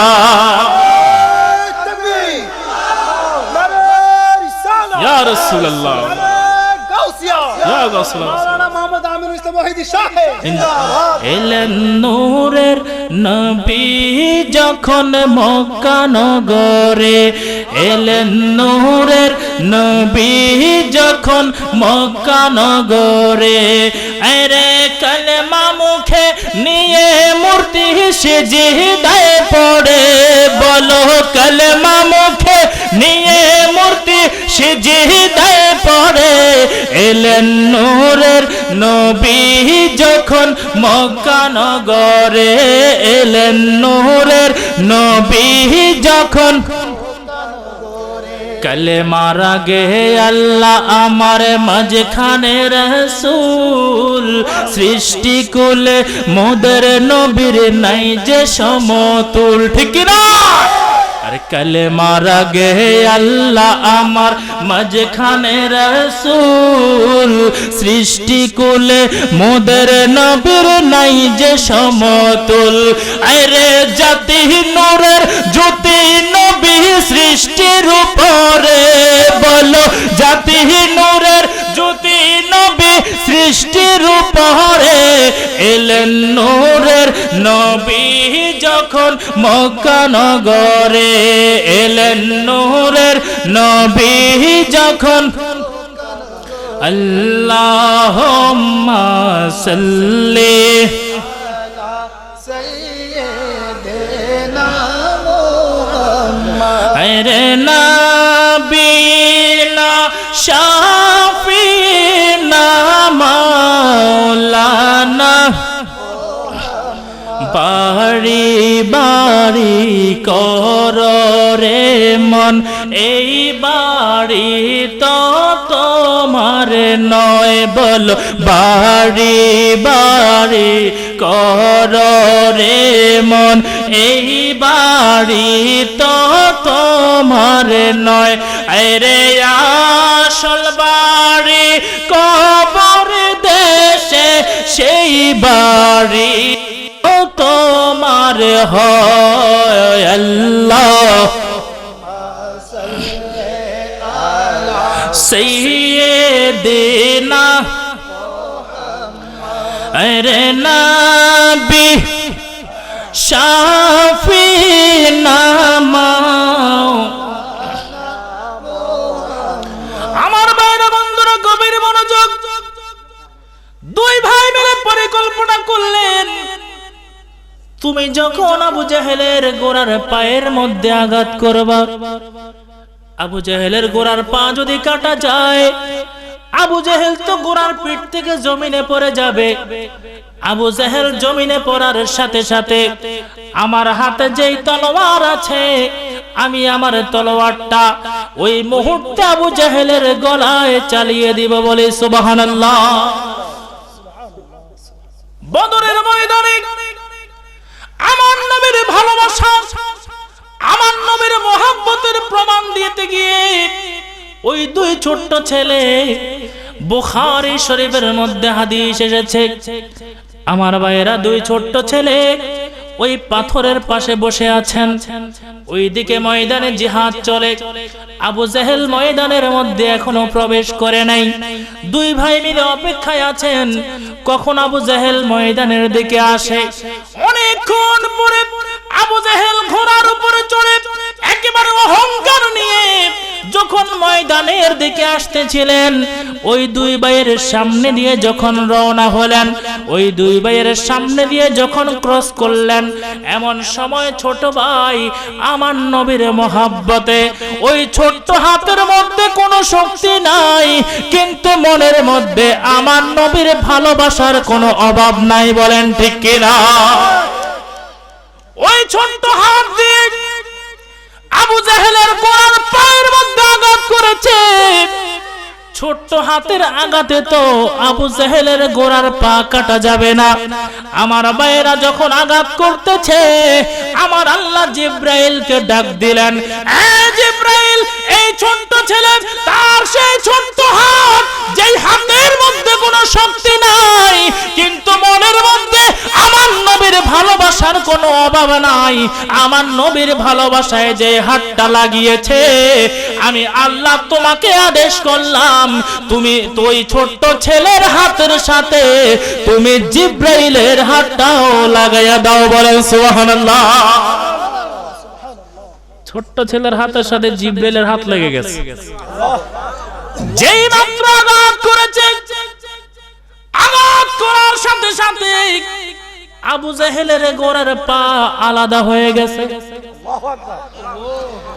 আবু জাহেল কি আর উপরে আছে? কোথায়? গোড়ার পা যখন কেটে গেল, আবু জাহেল গোড়ার উপর থেকে জমিনে পড়ে গেল। সুবহানাল্লাহ। যেই মাত্র আবু জাহেল গোড়ার পিঠ থেকে জমিনের মধ্যে পড়ে গেল, বড় ভাই আর দেরি করলো না, বড় ভাইয়ের হাতে যে তলোয়ার ছিল, ওই তলোয়ারটা সাথে সাথে নবীর দুশমন আবু জাহেলের গলায় চালিয়ে দিয়েছে। আবু জাহেল শেষ। মরার সময় বলে, কার হাতে মরলাম? কোন বীরের হাতে মরতে পারলাম না, বড় দুঃখ রয়ে গেল। নবীর সাথে যারা বিদ্বেষ পোষণ করে, আল্লাহ তাদেরকে এইভাবে লাঞ্ছিত করে, ঠিক কিনা বলে? আবু জাহেলের গলায় যখন বড় ভাই হযরতে মুআদ ছুরি চালিয়ে দিলেন, বদরের ময়দানে দূর থেকে আবু জাহেলের ছেলে ইকরামা দেখে গেল। তখনও মুসলমান হয় নাই, তখনও কাফের ছিলেন। বদরের যুদ্ধের পরে নবীর হাতে হাত রেখে মুসলমান হয়েছে, বলেন সুবহানাল্লাহ। এখন ময়দানের মধ্যে সন্তান দূর থেকে দেখলো দুইটা ছোট্ট ছেলে মিলে তার বাবাকে কতল করে দিয়েছে। আবুল জাহেলের ছেলে ইকরামা দূর থেকে যখন বাবার হত্যার দৃশ্য দেখলেন, ছেলের তো মাথা ঠিক নাই, আমার বাবাকে হত্যা করে ফেলেছে। ইকরামা দূর থেকে দৌড়িয়ে আসলেন নবীর সেই ছোট্ট সাহাবী হযরতে মুআজের ডান হাতের মধ্যে এমন ভাবে তলোয়ার দিয়ে আঘাত করেছে, আমার নবীর সেই ছোট্ট সাহাবী হযরতে মুআজের ডান হাতটা আলাদা হয়ে জমিনের মধ্যে পড়ে গেছে। বলেন নাউজুবিল্লাহ। ছোট্ট মানুষ, নরম হাত, তলোয়ার দিয়ে আঘাত করেছে, ওই হাত কেটে জমিনের মধ্যে পড়ে গেছে, আলাদা হয়ে গেছে। আমার ভাইয়েরা, ছোট্ট মানুষ কি করবে? ডান হাত তো জমিনে পড়ে গেছে, বাম হাত দিয়ে ওই হাতটাকে তুললেন। সুবহানাল্লাহ পড়েন। বাম হাত দিয়ে হাতকে তুললেন, নবীর সামনে আসলেন। আমার নবী বলে, কি ব্যাপার, তোমার এই অবস্থা কেন? বলে, হুজুর, ময়দানে আবু জেহেলকে হত্যা করেছি। আল্লাহু আকবার। ইয়া রাসূলুল্লাহ, ইয়া হাবিবাল্লাহ, নবী গো, আপনি নবীর ভালোবাসায় আবু জেহেলকে আমি হত্যা করেছি। আবু জেহেলের ছেলে আমার হাতে আঘাত করেছে। ইয়া রাসূলুল্লাহ, নবী গো, আমার হাতটা তো আজকে আলাদা হয়ে গেছে, আপনি নবীর মহব্বতে হাত কাটা গিয়েছে, এই হাতকে আমি আপনার কাছে নিয়ে আসলাম। ইয়া রাসূলুল্লাহ, আমি আপনার কাছে দরখাস্ত করি, আপনি নবী আমার কাটা হাতটাকে আবার জোড়া লাগাইয়া দেন। বলি সুবহানাল্লাহ। কাটা হাতকে কি লাগাই দেন? তা হাত তো কেটে গেছে, জোড়া লাগানোর ক্ষমতা নবীর আছে না নাই? জোরে বলেন না, আছে না নাই? ইয়া রাসূলুল্লাহ, হাত জোড়া লাগাই দেন। তো সাহাবীদের আকীদা হচ্ছে আমার নবী পারে, ঠিক কি না? ওহাবীদের আকীদা হচ্ছে আমার নবী পারে না। তা আমরা কি সাহাবীদের পক্ষে না ওহাবীদের পক্ষে? আওয়াজ দিয়ে বলেন, কার পক্ষে? ইয়া রাসূলুল্লাহ, আপনি নবীর ভালোবাসায়, আপনি নবীর মহব্বতে আমার হাতটা কাটা গিয়েছে, আমি আপনার কাছে হাতটাকে আবার নিয়ে আসলাম। ইয়া রাসূলুল্লাহ, নবী গো, আপনি আমার হাতটাকে আবার জোড়া লাগাইয়া দেন। আমার ভাইয়েরা, বন্ধুরা, গভীর মনোযোগ। আল্লাহর নবী রাহমাতুল লিল আলামিন ওই কাটা হাতটাকে আমার নবী নিজের হাতের মধ্যে নিলেন। আমার ভাইয়েরা, সহিহ বুখারীর riwayতের মধ্যে এসেছে, আল্লাহর নবী ওই ছোট্ট সাহাবীর যেই জায়গা থেকে হাতটা কেটে গিয়েছে ওই জায়গার মধ্যে হাতটাকে লাগাইলেন। আমার নবী থুতু মুবারক হাতে নিলেন। আল্লাহর নবী থুতু মুবারক নিয়ে ওই কাটা জায়গার মধ্যে যখন মালিশ করে দিয়েছেন, ওই ছোট্ট সাহাবী বলে, আমার নবী থুতু মুবারক দিয়ে আমার হাতটাকে যখন লাগাইয়া দিলেন, আমার হাতটা আগের মতো আবার ফিটিং হয়ে গেছে। বলে সুবহানাল্লাহ। নারে তাকবীর, আল্লাহু আকবার। নারে রিসালাত, নারে গাউসিয়া। আমার নবী থুতু মোবারক দিয়ে হাত আবার জোড়া লাগাই দিলেন। সুবহানাল্লাহ বলেন। কারণ মদিনা শরীফের মধ্যে সাহাবায়ে কেরাম যখন অসুস্থ হতেন, নবীর কাছে আসতেন, ইয়া রাসূলুল্লাহ, অসুস্থ হয়েছি, চিকিৎসা করেন। কারণ সমস্ত রোগের চিকিৎসা আল্লাহ আমার নবীকে দান করেছেন, ঠিক কি না? তো নবী মদিনা শরীফের মাটি হাতে নিতেন, ওই মাটির মধ্যে থুতু দিতেন, সেটা দিয়ে মলম বানিয়ে দিয়ে দিতেন, যাও কি রোগের চিকিৎসা লাগবে নিয়ে যাও। সুবহানাল্লাহ পড়বেন না? কারণ মদিনা শরীফ এটা আমার নবীর কদম লাগার কারণে ইয়াসরিব ছিল নাম, নবীর কদম লেগেছে, সোনার মদিনা হয়ে গেছে। আরে জান্নাতের বাগান। এই জন্য বলতেছিলাম, সারা পৃথিবীর মধ্যে 170 কোটি মুসলমান আছে। সব মুসলমান কিন্তু মুমিন মুসলমান নয়। মুমিন হওয়ার জন্য যতগুলো শর্ত আছে, 1 নাম্বার শর্ত হলো মুমিন নিজের জীবনের চাইতে আমার নবীকে বেশি ভালোবাসবে। বলেন ঠিক কি না? কেমন ভালোবাসা, কেমন মহব্বত হতে হবে? সেই বদরের ময়দানে আমার নবীর খলিফা ছিলেন হযরতে আবু বকর সিদ্দিক রাদিয়াল্লাহু আনহু। সিদ্দিক আকবর হচ্ছেন আমার নবীর পক্ষের মানুষ, আর সিদ্দিক আকবরের আপন সন্তান হযরতে আব্দুর রহমান, তিনি ছিলেন কাফেরের সৈনিক। বাবা হচ্ছে মুসলমান, ছেলে কাফের। জিহাদের ময়দানে আমার নবী 313 জন নিয়ে যখন যুদ্ধ করা শুরু করলেন, বদরের ময়দানে আমার নবীর সাহাবী সিদ্দিক আকবর ছিলেন মুসলমানের সৈনিক, আর সিদ্দিক আকবরের আপন আওলাদ, আপন সন্তান হযরতে আব্দুর রহমান, তিনি ছিলেন কাফেরের সৈনিক। এখন জিহাদের ময়দানে মুসলমান যদি কাফেরকে পায়, কাফেরকে হত্যা করবে, এটাই হচ্ছে নিয়ম, ঠিক কিনা বলেন? আর যদি কাফের কোন মুসলমানকে পায়, তাহলে মুসলমানকে শহীদ করে দিবে, এটাই হচ্ছে যুদ্ধের নিয়ম, ঠিক কিনা?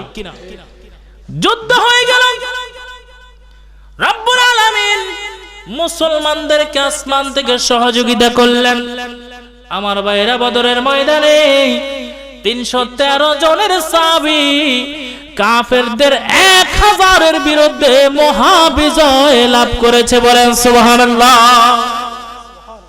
আবু বকর সিদ্দিকের সন্তান আব্দুর রহমান, তিনি যুদ্ধের সময় ছিলেন কাফের, আর যুদ্ধ যখন শেষ, যুদ্ধ পরবর্তী সময়ে আমার নবীর কাছে আসলেন, বললেন, হুজুর, অনেক অপরাধ করেছি, ভুল করেছি, গুনাহ করেছি, আপনার কাছে এসেছি, আপনি একটু আমাকে মুসলমান বানাইয়া দেন। আমার নবী পড়াইয়া দিলেন, লা ইলাহা ইল্লাল্লাহু মুহাম্মাদুর। মুসলমান হয়ে গেলেন। যুদ্ধের সময় ছিলেন কাফের, এখন হয়ে গেলেন মুসলমান। মুসলমান যখন হয়ে গেলেন, একদিন পিতা আবু বকর সিদ্দিকের সামনে বসলেন।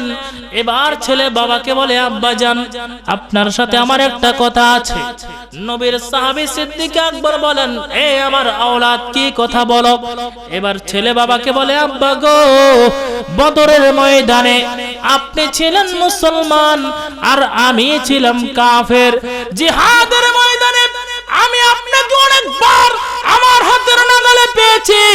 আমি যদি চাইতাম আপনার গলায় আমি ছুরি চালাইতে পারতাম, আমি যদি চাইতাম আপনাকে আমি শহীদ করে দিতে পারতাম, কিন্তু আপনি তো আমার বাবা, আপনি তো আমার জন্মদাতা।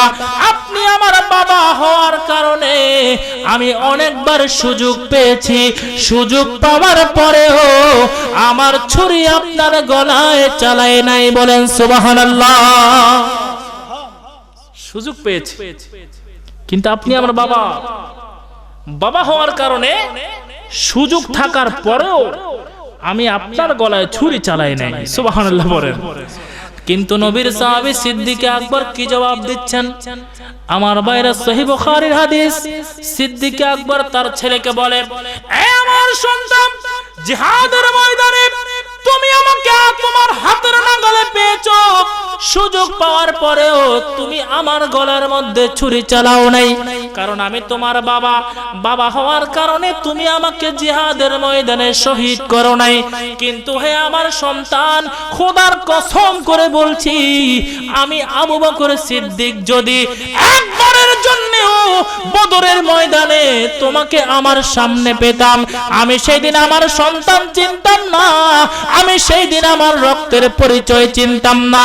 নবীর ভালোবাসার কারণে যেই ব্যক্তি বদরের ময়দানে আমি সিদ্দিক আকবরের সামনে এসে যাবে, আমার নবীর বিপক্ষে যে আমার সামনে আসবে, সে যদি আমার সন্তানও হতো, আমি তার গলার মধ্যে আমার ছুরিটা চালাইয়া দিতাম, বলে সুবহানাল্লাহ।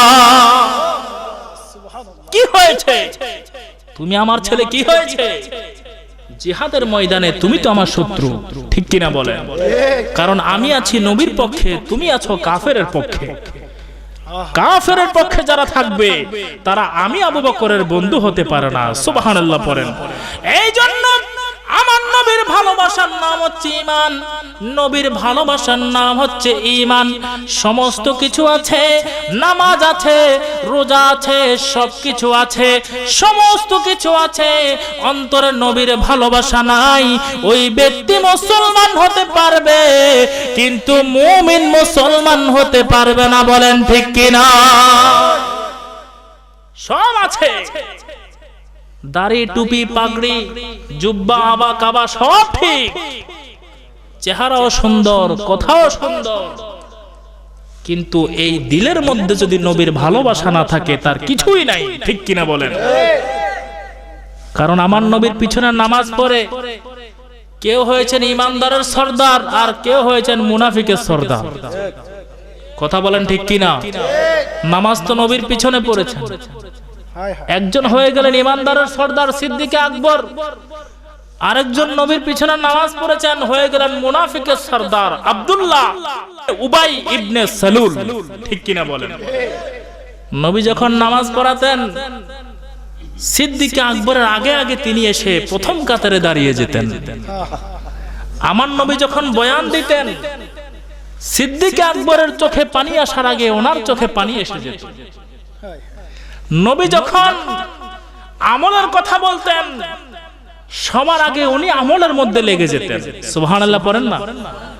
কিন্তু আমার নবী সারাদিন মুসলমানের সাথে যা পরামর্শ করতেন রাত্রে গিয়ে কাফেরের সাথে লাগিয়ে দিতেন। তাহলে তাকে কি মুমিন বলা যাবে? জোরে বলেন যাবে? সেজন্য আমার ভাইয়েরা নবীর পিছনে নামাজ পড়ে, নবীর ইক্তেদা করে, নবীর অনুসরণ করে কেউ হয়েছেন সিদ্দিক আকবর, কেউ হয়েছেন মুমিনের সর্দার, আর কেউ নবীর পিছনে নামাজ পড়েছে, নবীর তরিকা মতো চলেছে, আমার নবীর সুন্নত দাড়ি রেখেছে, পাগড়ি পরেছে, আমা কাবা লাগিয়েছে, কিন্তু মুমিন হতে পারে নাই, মুনাফিকের সর্দার হয়েছে। ঠিক কিনা? সেই মুনাফিকের শানে কোরআনে সূরা নাজিল হয়েছে, সূরা মুনাফিকুন। সুবহানাল্লাহ পড়েন না? আল্লাহ কোরআনে সূরা দিয়ে দিয়েছেন, কাফের চিনতে হলে সূরা কাফিরুন পড়ো। কাফেরদের নামে সূরা হয়ে গেছে সূরা কাফিরুন। মুমিন চিনার জন্য সূরা দিয়েছেন সূরা মুমিনুন, মুনাফিক চিনার জন্য সূরা দিয়েছেন সূরা মুনাফিকুন। সুবহানাল্লাহ পড়েন। কেমন মুনাফিক? সারা জীবন আমার নবীর তরিকা মতো চলেছেন, আমার নবীকে বড় মহব্বত করেছেন, কিন্তু এই মহব্বতটা ছিল মুখের মহব্বত, এই মহব্বতটা অন্তরের মহব্বত ছিল না। বলেন ঠিক কিনা? এমন কষ্ট দিয়েছেন আমার নবী, কেমন আঘাত করেছেন। আমার নবী বদরের ময়দানে যখন যাবেন, এই মুনাফিকের সর্দার আব্দুল্লাহ ইবনে উবাই ইবনে সালুল রাস্তা থেকে তার 300 জন সহকারী নিয়ে মুসলমানদেরকে একা ফেলে আবার ফেরত চলে এসেছে। বলেন নাউজুবিল্লাহ। জিহাদে যাচ্ছে, প্রথম যুদ্ধ, সেখান থেকে এই মুনাফিক সর্দার চলে এসেছে, ফিরে চলে এসেছে। কিতাবে পাওয়া যায় এই মুনাফিক যখন ইন্তেকাল করবে, দেখেন কেমন মুনাফিক, নিজের নাম হচ্ছে আব্দুল্লাহ, আবার নিজের ছেলের নামও রেখে দিয়েছে আব্দুল্লাহ। সুবহানাল্লাহ পড়বেন না? নিজের নাম আব্দুল্লাহ, নিজের ছেলের নামও রেখে দিলেন কি? আব্দুল্লাহ। মারা যাওয়ার সময় ছেলেকে ওসিয়ত করে, হে আমার সন্তান, আমি মারা যাওয়ার পরে 2টা কাজ করবা। ছেলে বলে, আব্বা কি কাজ? প্রথম কাজ হচ্ছে আমার কাফনের কাফনটা আমার নবীর একটা জুব্বা দিয়ে দিবা। সুবহানাল্লাহ পড়েন না? আপনারা কি আমার কথা বুঝতে পারেন? মুনাফিকের সর্দার আব্দুল্লাহ ইবনে উবাই ইবনে সালুল মারা যাওয়ার আগে ওসিয়ত করে যায় ছেলেকে যে আমি মারা যাওয়ার পরে আমার কাফনটা নবীর একটা জুব্বা দিয়ে দিবা। সুবহানাল্লাহ। 2 নাম্বার কথা হচ্ছে আমার নামাজের ইমামতি, জানাজার নামাজের ইমামতি রাসূল করিম সাল্লাল্লাহু আলাইহি ওয়াসাল্লামকে দিয়ে দিবা। সুবহানাল্লাহ পড়ে। সারা জীবন নবীকে কি কষ্ট দিয়েছে, দুশমনি করেছে, এখন মারা যাওয়ার সময় ওসিয়ত করে যায় যে নবীর জুব্বা দিয়ে যেন তার কাফন হয়, আমার নবী যেন তার জানাজার ইমামতি করে। এখন যখন মারা গেল, ছেলে আমার নবীর কাছে আসলো, বলে হুজুর আমার আব্বা আব্দুল্লাহ তো মারা গিয়েছে, তো আমার আব্বার ওসিয়ত হচ্ছে আপনি নবীর একটা জুব্বা দিয়ে যেন তার কাফনটা পরাই। সুবহানাল্লাহ পড়েন। আমার নবী একটা জুব্বা দিয়ে দিলেন। সুবহানাল্লাহ পড়েন না, কি দিয়ে দিলেন? কি রে, সারা জীবন নবীকে কষ্ট দিয়েছে, আবার জুব্বাও দিয়ে দিলেন নবী। জুব্বা দেওয়ার পরে নবী বললেন ঠিক আছে তোমরা যাও, আমি নবী জানাজার নামাজ পড়ানোর জন্য আসবো। এই জন্য আমার নবীকে যারা কষ্ট দিয়েছে, আমার নবী কারো কাছ থেকে প্রতিশোধ নেন নাই, কারণ আল্লাহ কোরআনের মধ্যে নাজিল করে দিয়েছেন ওয়া মা আরসালনাকা ইল্লা রাহমাতাল লিল আলামিন। আমার আল্লাহ ইরশাদ করেন, হে আমার মাহবুব, আমি আল্লাহ আপনি নবীকে গোটা জমিনের জন্য রাহমাতুল লিল আলামিন বানিয়ে পাঠিয়েছি। বলেন সুবহানাল্লাহ। আমার নবী জুব্বা দিয়ে দিলেন। জানাজার নামাজ পড়ানোর জন্য আমার নবী যখন রওনা হয়ে গেলেন, ফারুক আজম আমার নবীর জুব্বা টেনে ধরলেন, বলে হুজুর আপনি কার জানাজার নামাজ পড়ানোর জন্য যাচ্ছেন? যেই মুনাফিক আপনি নবীকে সারা জীবন কষ্ট দিয়েছে, আমাদের সমস্ত কথা কাফেরের কাছে বলে দিয়েছে, আপনি নবী আজকে কেন তার জানাজা পড়াতে যাচ্ছেন? আপনি নবী কেন বা তার কাফনের মধ্যে আপনার জুব্বা দিলেন? আমার নবী বললেন, এ ফারুক আজম, জুব্বা দেওয়ার বিষয়টা আমার কাছ থেকে বুঝে নাও। বদরের ময়দানে কাফেরদের 70 জন যখন আমার হাতে বন্দী হয়েছে, কাফেরদের 70 জনের মধ্যে আমার চাচা হযরত আব্বাসও বন্দী হয়ে আমি নবীর জেলখানার মধ্যে এসেছিল। আমি নবী তাদেরকে বন্দী করে জেলখানার মধ্যে রেখে দিয়েছিলাম। এখন শীতের রজনী ছিল, গভীর শীতের রাত ছিল। আমার চাচা যদিও কাফের, তারপরেও তো তিনি আমার চাচা। শীতের রাতের মধ্যে আমার চাচা বড় কষ্ট পাচ্ছিলেন, আমার চাচার বড় শীত লেগেছিল। আমি তখন বলেছিলাম, এ আমার সাহাবীরা, তোমাদের মধ্যে এমন কেউ কি আছো যে ব্যক্তি আমার চাচাকে একটা কাপড় দিতে পারবা?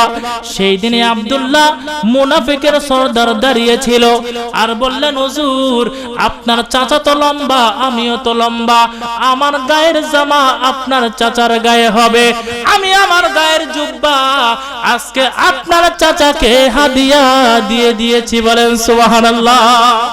আমার সাহাবীরা, আমি তো জুব্বা দেই নাই, আমার চাচার কাছে একটা হক পাওনা ছিল, আজকে তার কাফনের মধ্যে আমি নবী জুব্বা দিয়ে আমার চাচার পক্ষ থেকে তার হকটাকে আদায় করে দিয়েছি। বলেন সুবহানাল্লাহ। বলে হুজুর আচ্ছা জুব্বার ব্যাপারটা বুঝলাম যে আপনার চাচাকে জুব্বা দিয়েছে, এই জন্য আপনি মুনাফিকের সর্দারের কাফনে আপনার নিজের জুব্বা দিলেন, এখন হুজুর আপনি জানাজা কেন পড়াতে যাচ্ছেন? এটা তো বুঝি নাই। আমার নবী বললেন, এটা এখন বুঝবা না, জানাজার সময় বুঝতে পারবা।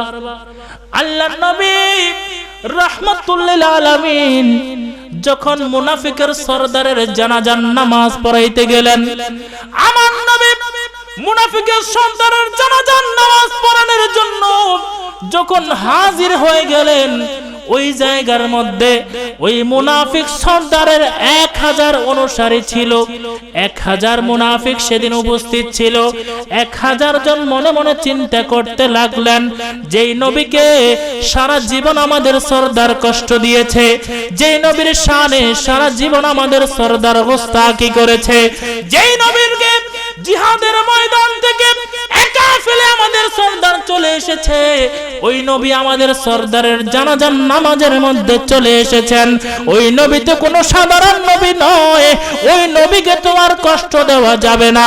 আল্লাহর নবী যেই দিন মুনাফিকের সরদারের জানাজার নামাজের ইমামতি করেছেন, নামাজের পরে সেই দিন 1000 মুনাফিক আমার নবীর হাতে হাত রেখে আবার কালেমা পড়ে সচ্চা মুসলমান হয়ে গেছে। বলেন সুবহানাল্লাহ।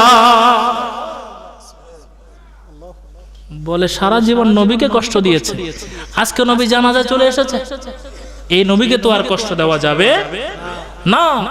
সেই দিন 1000 মুনাফিক আবার নবীর হাতে হাত রেখে সাচ্চা মুসলমান হয়ে গেছে। সুবহানাল্লাহ পড়েন।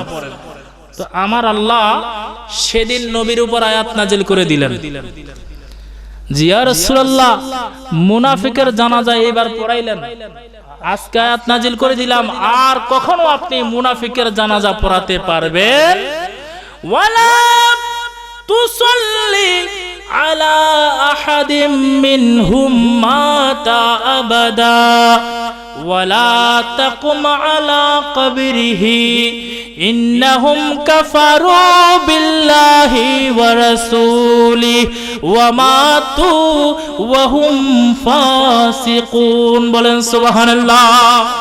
আমার আল্লাহ নাযিল করে দিলেন, এ আমার মাহবুব আজকে আপনি মুনাফিকের জানাজার নামাজ পড়াইলেন, আজকে শেষ জানাজার নামাজ। আমি আল্লাহ আপনাকে আদেশ করে দিলাম ওয়ালা তুসাল্লি আলা আহাদিম মিনহুম মাতা আবাদা, যে মানুষরা একেবারে মরে যায়, যারা ঈমান নিয়ে কবরে যেতে পারে না, ওই সমস্ত মানুষদের জানাজার নামাজ আপনি পড়াইতে পারবেন না। শুধু জানাজার নামাজ নয়, ওয়ালা তাকুম আলা কবরিহি, আপনি নবী তাদের কবরেও দাঁড়াবেন না। বলেন সুবহানাল্লাহ। তো নবীকে যারা কষ্ট দেয়, নবীকে যারা কষ্ট দেয়, নবীর শানে দুশমনি করে, আল্লাহ কোরআনে ফতোয়া লাগিয়ে দিয়েছেন এদের জানাজাও পড়া যাবে না, এদের কবরেও যাওয়া যাবে। তো জানাজা পড়তে হুঁশ করিয়েন। মনে করবেন যে মুসলমান মারা গেছে জানাজা পড়ি না, সব মুসলমানের জানাজা পড়া যাবে না। দেখতে হবে এটা আকীদা ঠিক আছে কিনা, ঠিক কিনা বলেন। সুন্নি মুসলমান হলে জানাজা পড়বেন, আকীদা ঠিক আছে। যদি নবীর শানে কোনো রকম বেয়াদবি প্রকাশ পায়, তাহলে এই লোকের জানাজা পড়তে আল্লাহ কোরআনে নিষেধ করেছেন। জোরে বলেন না সুবহানাল্লাহ। আল্লাহুম্মা সাল্লি সাইয়্যিদিনা মুহাম্মদ আরে নবিয়িনা শাফিনা মাওলানা আরে মদিনার গোলামি আমায় দে ও মুর্শিদ মোরে, মদিনার গোলামি আমায় দে। ঠিক না? মদিনার গোলামির দরকার আছে কিনা? মদিনার গোলাম হলে আর কোনো কিছুর প্রয়োজন।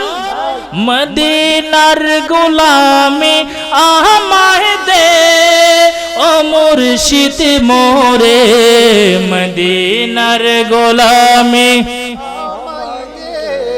আরে সোনা চাঁদি রূপা চাই না, চরণ ধুলি এই কামনা। সোনা চাঁদি রূপা চাই না, সোনা চাঁদি রূপা চাই না, চরণ ধুলি এই কামনা। ভাঙা তকদির জোড়া লাগাই দে ও মুর্শিদ মোরে, মদিনার গোলামি আমায় দে, মদিনার গোলামি আমায় দে ও মুর্শিদ মোরে, মদিনার গোলামি। আপনারা কি বিরক্ত হচ্ছেন? ঘুম আসতেছে? শীত লাগতেছে? আর একটু চলবে? আওয়াজে কই মনে হয় বন্ধ হয়ে যাবে। আর একটু চলবে তো? নারে তাকবীর, নারে রিসালাত, নারে গাউসিয়া, ঈদে মিলাদুন নবী। আমার ভাইরা বন্ধুরা বলতেছিলাম, মুমিন হওয়ার যে কয়টা কন্ডিশন আছে, এক নাম্বার কন্ডিশন হলো নবীর প্রেম, মোহাব্বত, ভালোবাসা অন্তরে নিজের জানের চাইতে বেশি থাকতে হবে। ঠিক কিনা বলেন? এটার বয়ান দিলাম।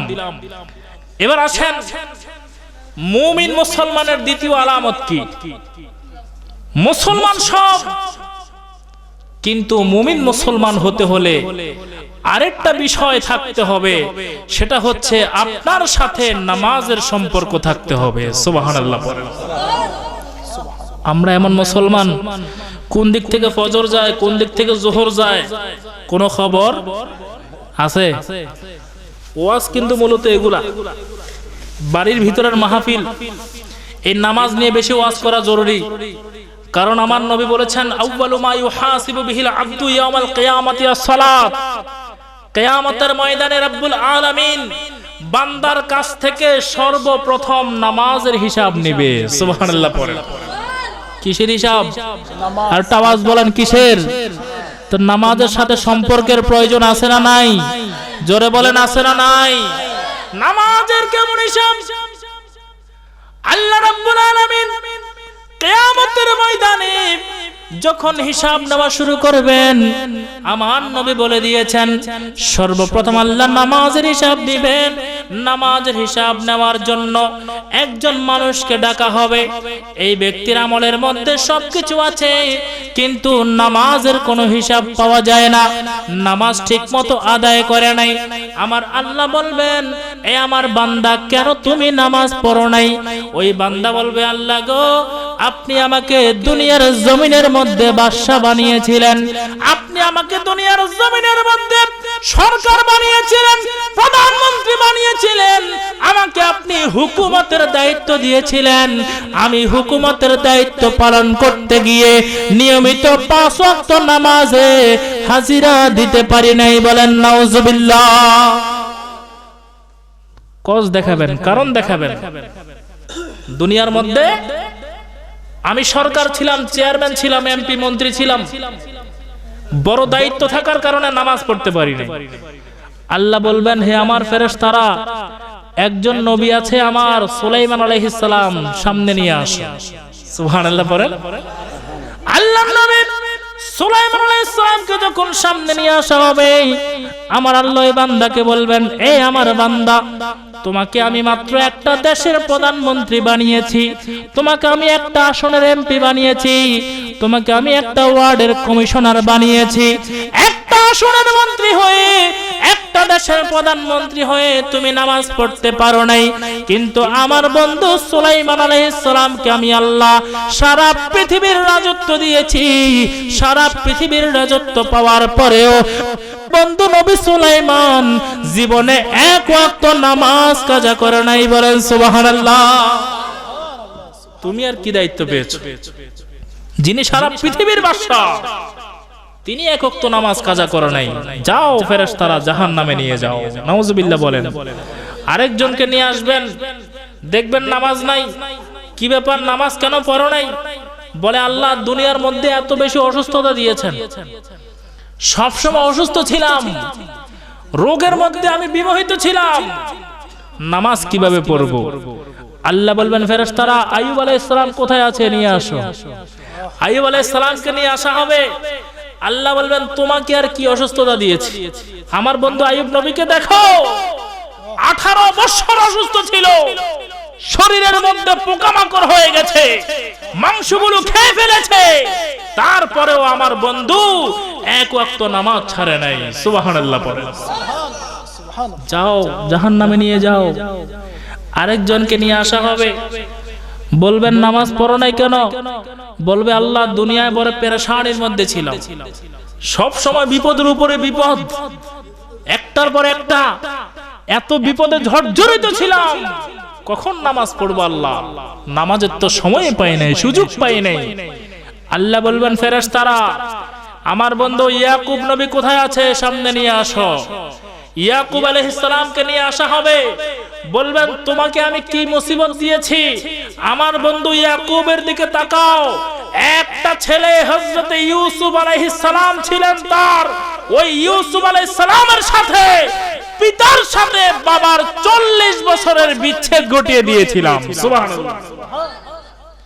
বাবা ছেলেকে 40 বছর দেখা নাই, 40 বছর বাবার সাথে ছেলের কোনো সাক্ষাৎ নাই। এত বড় মুসিবতে পড়েও আমার বন্ধু ইয়াকুব আলাইহিস সালাম 1 ওয়াক্ত নামাজও কাজা করে নাই। সুবহানাল্লাহ। যাও, জাহান্নামে নিয়ে যাও। একজন মহিলাকে নিয়ে আসা হবে, মহিলার আমলের মধ্যে দেখা যায় নামাজ নাই। আল্লাহ বলবেন, কেন নামাজ পড়ো নাই? মহিলা বলবেন, আল্লাহ এমন স্বামীর ঘরে আমাকে ফেলেছো, স্বামীর হুকুম মানতে মানতে নামাজ কোন দিকে গেছে কোনো খবর পাই নাই। এমন পুরুষ, এমন স্বামী আলহামদুলিল্লাহ অনেক আছে। তরকারির মধ্যে লবণ কম হলো কেন মায়ের, কথা এদিক থেকে সেদিক কেন হবে মায়ের? ওনাদের সংবিধান হচ্ছে শুধু মায়ের, ঠিক কিনা বলেন? আমার আল্লাহ বলবেন, এ আমার বান্দী, তুমি স্বামীর হুকুম পালনের জন্য নামাজ পড়তে পারো নাই, তোমাকে আমি দুনিয়ায় কেমন স্বামী দিয়েছি। আমার একটা বান্দি আছে, যেই বান্দির নাম হযরতে আসিয়া। আসিয়াকে আমার সামনে নিয়ে আসো। আসিয়া আলাইহিস সালামকে যখন সামনে নিয়ে আসা হবে, আমার আল্লাহ তখন বলবেন, এ আমার বান্দি, আমার আসিয়াকে দেখো, দুনিয়ার জমিনের মধ্যে এমন একজন স্বামীর ঘরে আমি আল্লাহ তাকে দিয়েছি। ওই স্বামী কোন সাধারণ স্বামী ছিল না, ওই স্বামী নিজেকে জমিনের মধ্যে খোদা বলে দাবি করেছিল। বলেন নাউজুবিল্লাহ। এমন স্বামীর ঘর করেছে যে স্বামী নিজেকে খোদা বলে দাবি করেছে ফেরাউন। ফেরাউনের বিবি আসিয়া ফেরাউনের ঘরে থেকে এক ওয়াক্ত নামাজ ছাড়ে নাই। সুবহানাল্লাহ পড়ে যাও, ওকে জাহান্নামে নিয়ে যাও। তা আমার ভাইরা, মুমিন হওয়ার জন্য শুধু আমি আহলে সুন্নাত ওয়াল জামাত বললে হবে না, সাথে আমল করতে হবে। একটা হচ্ছে নবীর ভালোবাসা, নবীর ভালোবাসা ঠিক রেখে নামাজে মনোযোগী হতে হবে, ঠিক কিনা বলেন?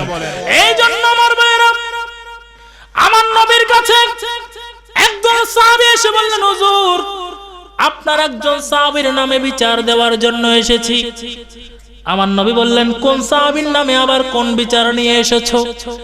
সাহাবীরা বললেন, ইয়া রাসূলুল্লাহ, নবী গো, আপনার একজন সাহাবী আছে যার নাম হযরতে আব্দুল্লাহ আল আনসারী রাদিয়াল্লাহু তাআলা। এই সাহাবীর নামে বিচার আছে। আমার নবী বললেন, কি বিচার? সাহাবীরা বললেন, হুজুর, এই সাহাবী মসজিদের মধ্যে আসে সবার পরে আর চলে যায় সবার আগে। সুবহানাল্লাহ পড়ে। আসে সবার পরে আর যায় সবার। এমন মুসল্লি আমাদের সমাজে আছে না নাই? আর টাওয়াজ দিয়ে বলেন, আছে না নাই? শুক্রবারে হুজুর যখন খুতবা শুরু করে, মুসল্লিরা ঘর থেকে বের হয়, ঠিক কিনা? আমার নবীর কাছে বিচার দিলেন, হুজুর, এমন একজন সাহাবী আছে যিনি মসজিদে আসে সবার পরে আর মসজিদ থেকে চলে যায় সবার আগে। ইয়া রাসূলুল্লাহ, আপনার কাছে বিচার দিলাম। আমার নবী বললেন, সাহাবী, ওই সাহাবীকে আমার সামনে ডেকে নিয়ে আসো, তার বিচার আমি নবী নিজেই করব। কেন সে মসজিদে সবার পরে আসে, মসজিদ থেকে সবার পরে চলে যায়? আমার নবীর সাহাবীরা আব্দুল্লাহ আনসারীর বাড়িতে গেলেন, ডাক দিলেন, হে আব্দুল্লাহ। ভিতর থেকে আওয়াজ আসলো, কে আমাকে ডাক দিচ্ছ, কেন ডাক দিচ্ছ? আল্লাহর নবীর সাহাবীরা বললেন, তোমাকে আমার নবী তলব করেছে, নবীর দরবারে যাওয়ার জন্য বলেছে। আব্দুল্লাহ আনসারী বললেন, ঠিক আছে, তোমরা যাও, আমি আসতেছি। ওই সাহাবীরা যখন চলে গেলেন, আব্দুল্লাহ আনসারী আমার নবীর সামনে হাজির হয়ে গেলেন। আমার নবী বললেন, হে আমার সাহাবী, তুমি নাকি মসজিদে সবার পরে আসো, আবার সবার আগে চলে যাও, তার কারণ কি আমি জানতে চাই। ওই সাহাবী বললেন, হুজুর,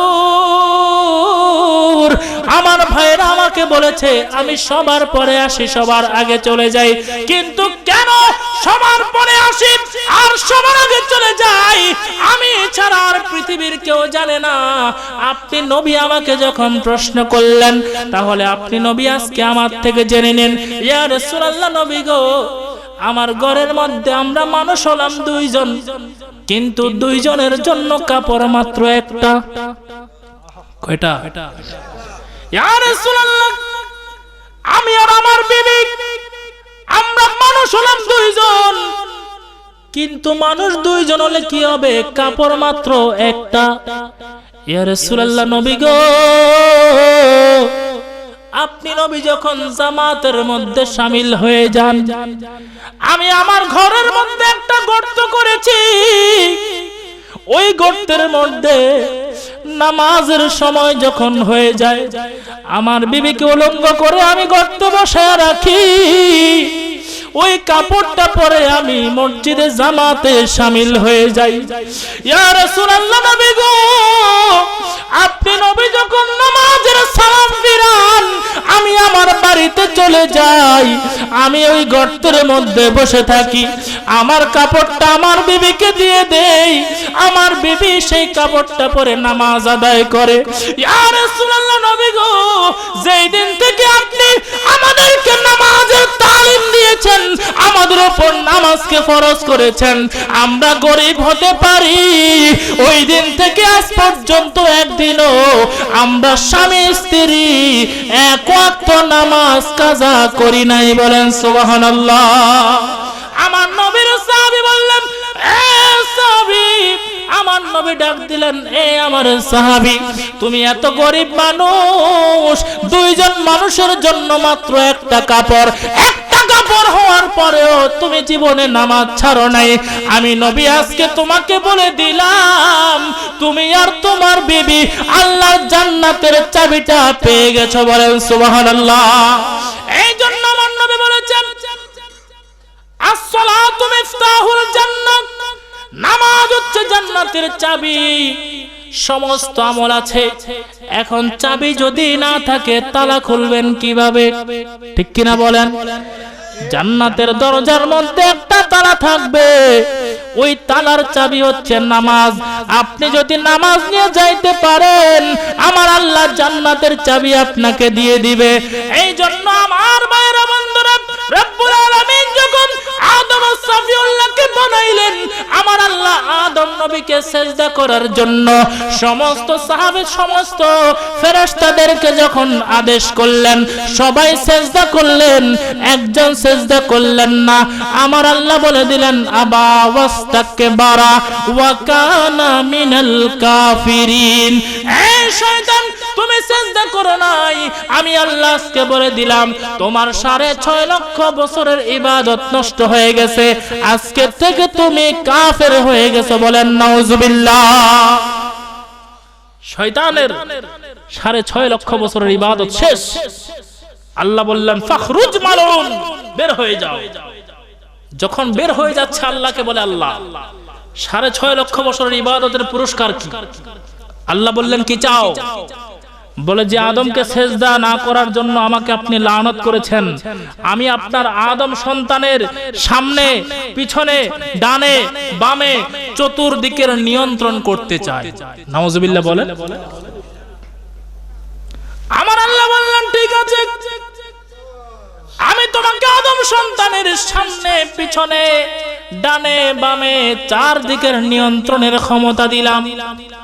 শয়তান খুশি হয়ে গেল, বললেন, আল্লাহ গো, আপনি আমাকে আদম সন্তানের চতুর্দিকের ক্ষমতা দিয়েছেন, আমি সামনের থেকে ধোঁকা দিব, পিছন দিক থেকে ধোঁকা দিব, ডান দিক থেকে ধোঁকা দিব, বাম দিক থেকে ধোঁকা দিব, চতুর্দিক থেকে ধোঁকা দিয়ে আমি আদম সন্তানকে আমার সাথী বানাইয়া জাহান্নামে নিয়ে যাব। বলেন নাউজুবিল্লাহ।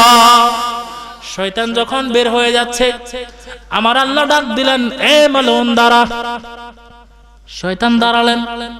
আমার আল্লাহ বললেন, এ শয়তান, আমার আদম সন্তানের সামনের দিকটা তুমি নিয়েছো, পিছনের দিকটাও তুমি নিয়েছো, ডান পাশের দিকটাও তুমি নিয়েছো, বাম পাশের দিকটাও তুমি নিয়েছো, কিন্তু নিচের আর উপরের দিকটা তো আমি আল্লাহর কুদরতি হাতে রেখে দিয়েছো। বলেন সুবহানাল্লাহ। চতুর্দিক থেকে তুমি আমার আদম সন্তানকে ধোঁকা দিবা, নিচের দিক আর উপরের দিক তো আমি আল্লাহর হাতে রয়ে গেছে। তাফসীরে কবিরের মধ্যে ইমাম ফখরুদ্দিন রাজি রাহমাতুল্লাহি আলাইহি নোট করতেছেন, আমার নবী বললেন, আমার সাহাবীরা, আমার কোন উম্মত যদি সারা জীবন গুনাহ করে, 40 বছর গুনাহ করে, 50 বছর পর্যন্ত গুনাহ করে, 50 বছর পর্যন্ত গুনাহ করার পরে যদি আল্লাহ রাব্বুল আলামিনের কুদরতি কদমের মধ্যে একটা সিজদা দেয়, ওই সিজদার মধ্যে গিয়ে যদি আমার আল্লাহকে বলে সুবহানা রাব্বিয়াল আলা, আমার আল্লাহ রাব্বুল আলামিন বলে, বান্দা, সারা জীবন তুমি গুনাহ করেছো, আজকে তুমি একটা সিজদা আমি আল্লাহর কুদরতি কদমের মধ্যে দিয়েছো, তোমার সিজদা থেকে মাথা উঠানোর আগে আগে আমি আল্লাহ তোমার জীবনের সমস্ত গুনাহগুলোকে মাফ করে দিয়েছি। বলেন সুবহানাল্লাহ। এই শয়তান, তুমি 40 বছর গুনাহ করাইবা, 50 বছর ধরে গুনাহ করাইবা, আমার বান্দা যদি নামাজের সিজদায় পড়ে যায়, জীবনের গুনাহ আমি আল্লাহ মাফ করে দেব। সিজদা থেকে উঠে উপরের দিকটাও তো আমি আল্লাহর কুদরতি হাতে আছে। আমার বান্দা যদি গুনাহের বোঝা মাথায় নিয়া দুইটা হাত উপরের দিকে তুলে আমি আল্লাহর রহমতের সাগরের মধ্যে দরখাস্ত করে, আমার বান্দা যদি চোখের দুইটা চোখের পানি ছেড়ে দেয়, তুমি সারা জীবন যত গুনাহ করাইলা আমি আমার বান্দার একটা মুনাজাতের ওসিলায় আমার বান্দার জীবনের সমস্ত গুনাহগুলোকে মাফ করে দিব। বলেন সুবহানাল্লাহ। তো নামাজের দরকার আছে না নাই? জোরে বলেন আছে না নাই? আজকে থেকে আমরা 5 ওয়াক্ত নামাজ পড়বো, আল্লাহ কবুল করুক বলি আমিন। মুমিন হওয়ার জন্য আমার নবীর মহব্বত, তারপরে হচ্ছে নামাজ, ঠিক কিনা? দুইটা গুণ পেয়ে গেলাম। আরেকটা গুণের কথা বলে আমি আমার আলোচনা শেষ করে দিতে চাই। 1 নম্বরে হচ্ছে নবীর ভালোবাসা, 2 নম্বরে হচ্ছে নামাজ, 3 নম্বরে হচ্ছে মুমিন মুসলমান সব সময় মা বাবার খেদমত করতে হবে। বলেন সুবহানাল্লাহ। নবীর মহব্বত আছে, নামাজ আছে, কিন্তু মা বাবা অখুশি, মা বাবা রাজি নাই। এই নামাজের কোনো দাম আছে? কথা বলেন, দাম আছে? সব ঠিক আছে, কিন্তু মার মনে কষ্ট, বাবার মনে কষ্ট। আমার ভাইরা যত ইবাদত করেন, তাহাজ্জুদ গুজার হন না কেন, মা বাবা যদি মনে কষ্ট পায়, মা বাবা যদি খুশি আর রাজি না থাকে, এই ইবাদত আল্লাহ পর্যন্ত যাবে না, ঠিক কিনা বলেন? এই জন্য আমার নবীর কাছে একজন সাহাবী আসলেন, বললেন ইয়া রাসূলুল্লাহ, নবী গো, আমি আপনার কাছ থেকে জানতে চাই।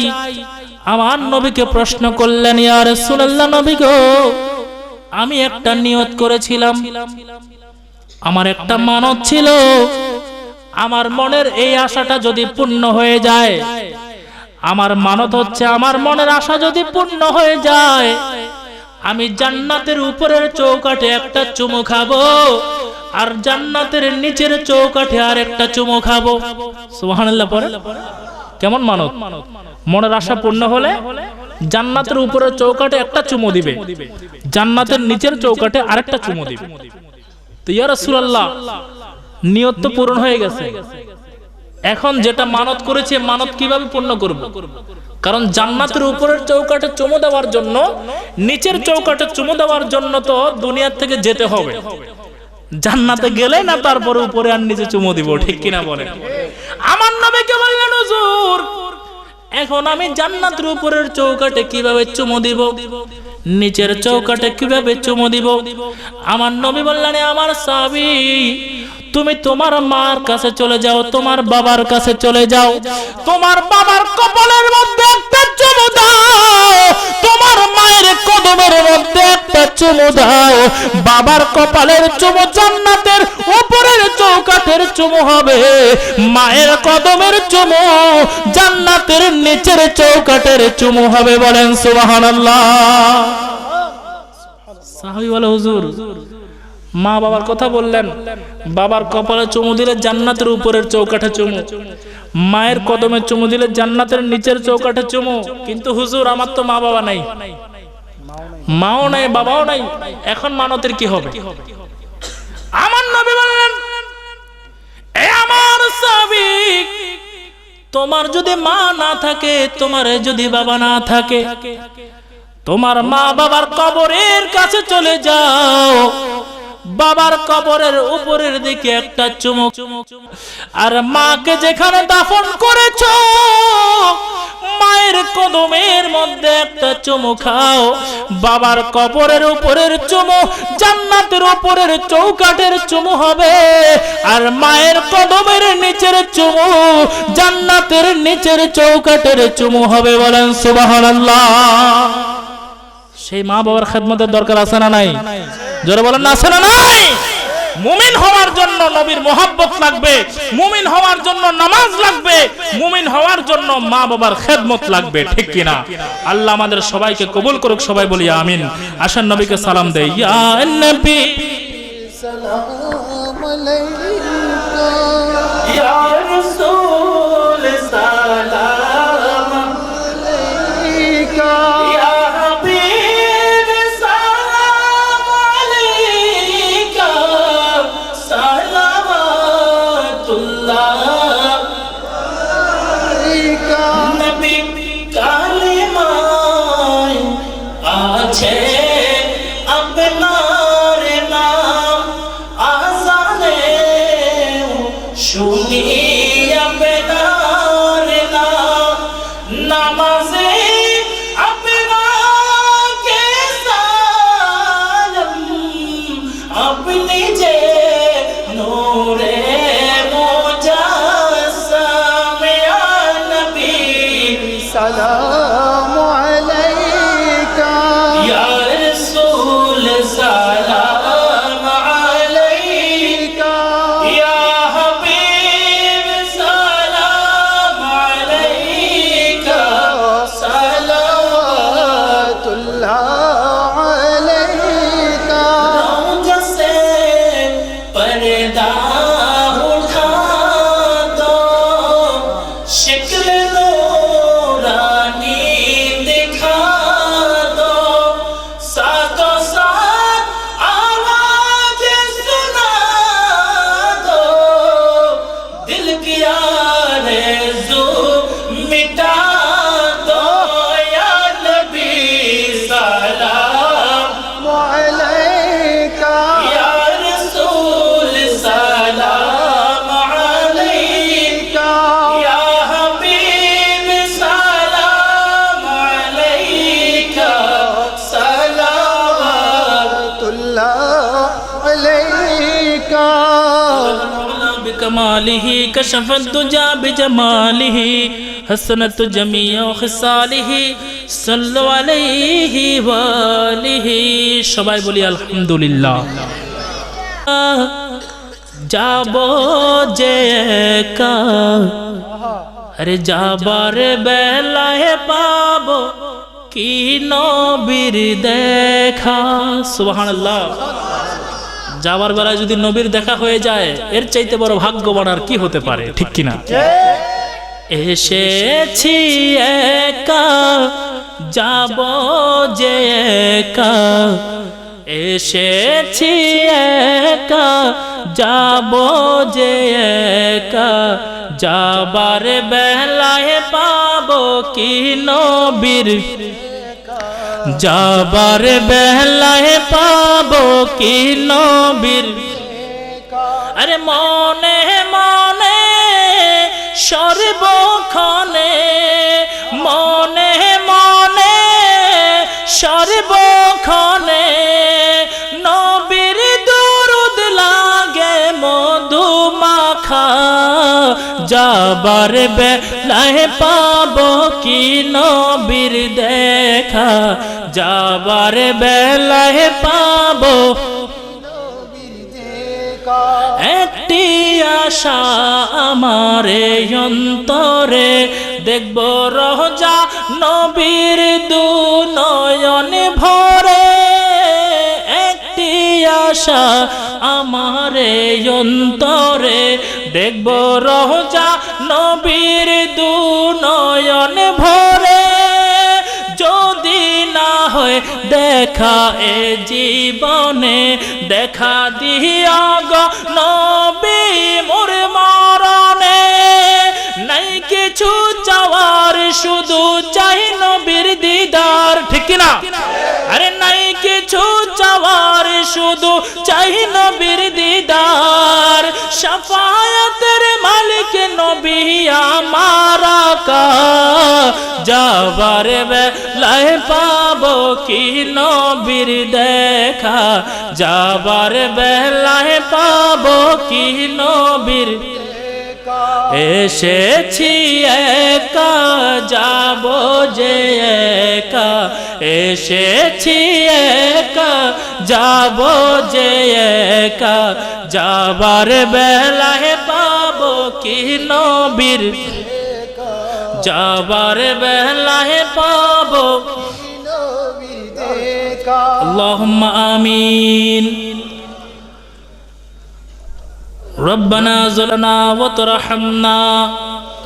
وترحمنا لنكونن من الخاسرين ربنا آتنا في الدنيا حسنة وفي الآخرة حسنة وقنا عذاب النار ربنا لا تزغ قلوبنا بعد إذ هديتنا وهب لنا من لدنك رحمة إنك أنت الوهاب ربنا هب لنا من أزواجنا وذرياتنا قرة أعين واجعلنا للمتقين إماما ربنا واجعلنا مسلمين لك ومن ذرياتنا أمة مسلمة لك وأرنا مناسكنا وتب علينا إنك أنت التواب الرحيم رب العالمين আল্লাহ গো আজকে গভীর রাত পর্যন্ত তোমার ওলি আল্লাহ মরহুম মকবুল ফকির আব্দুল হাই শাহ রাহমাতুল্লাহি আলাইহির মাজার সংলগ্ন ময়দানে আল্লাহ গো তোমার মায়ার বান্দাদেরকে নিয়ে আমি মুসাফির মানুষ জীবনের সমস্ত গুনার বোঝা মাথায় নিয়ে তোমার শাহী দরবারে গুনার দুইখানা হাত বাড়িয়ে দিয়েছি আল্লাহ আল্লাহ গো জীবনে যত গুনাহ করেছি গুনার দিকে যদি তাকাই তোমার রহমতের আশা করতে পারি না মাবুদ আমাদের গুনার দিকে না তাকাইয়া তোমার রহমানুর রহিম নামের ওসিলায় আমাদের প্রত্যেকের জীবনের সমস্ত গুনাহগুলোকে মাফ করে দাও রব্বুল আলামিন আসরের নামাজ থেকে শুরু করে এই গভীর রাত পর্যন্ত আল্লাহ মাহফিল হয়েছে তোমার নবীর শান ও মানের আলোচনা হয়েছে আল্লাহ জিকির আজকার হয়েছে মিলাদ কিয়াম হয়েছে আল্লাহ গো হাদিয়া লক্ষ কোটি গুণ বৃদ্ধি করে আকায়ে নামদার তাজদার মদিনা হায়াতুন নবী জিন্দা নবী রাহমাতুল লিল আলামিনের রওজা মুবারকে সোনার মদিনায় পৌঁছায়া দাও আল্লাহ সমস্ত সাহাবী তাবিঈন শরীয়ত তরিকতের যত পীর মাশায়েখ দুনিয়ার জমিন থেকে বিদায় হয়ে গেছে আল্লাহ গো প্রত্যেক পীর ও মুর্শিদের মাজারে মাজারে আজকের মাহফিলের হাদিয়া পৌঁছায়া দাও আল্লাহ গো এই গভীর রজনীতে আমরা যারা তোমার দরবারে ভিক্ষুকের মতো কাঙ্গালের মতো দুইটা হাত বাড়িয়ে দিয়েছি আল্লাহ যাদের মা দুনিয়ার জমিন থেকে বিদায় হয়ে গেছে আল্লাহ গো জানি না কার জানি বাবা দুনিয়া থেকে বিদায় হয়ে গেছে এমন সন্তান তোমার দরবারে গভীর রাতে হাত বাড়াইলো যেই সন্তানের মা বাবা দুইজনই দুনিয়া থেকে বিদায় হয়ে গেছে এমন সন্তান তোমার দরবারে হাত বাড়াইলো যেই সন্তান নিজের হাত দিয়া মায়ের লাশটাকে কবরের মধ্যে নামিয়েছে এমন সন্তান তোমার দরবারে হাত বাড়াইলো যেই সন্তান নিজের কাঁধে করে বাবার লাশের খাটিয়া কবরস্থানের মধ্যে নিয়ে গিয়েছিল আল্লাহ সন্তানের হাতের ওসিলায় আল্লাহ গো মা বাবার কবরটাকে জান্নাতের বাগান বানায়া দাও অনেকের দাদা দাদি নানা নানি আত্মীয় স্বজন শ্বশুর শাশুড়ি আল্লাহ গো দুনিয়ার থেকে অনেক মোহাব্বতের মানুষ মায়ার মানুষ ভালোবাসার মানুষ দুনিয়ার থেকে বিদায় হয়ে গেছে আল্লাহ গো আজকের মাহফিলের ওসিলায় আমাদের প্রত্যেক আত্মীয় স্বজনের কবরটাকে সোনার নবী মদিনার নবীর সাথে সম্পর্ক বানাইয়া দাও এই মুহূর্তে আমরা যারা তোমার দরবারে হাত বাড়াইলাম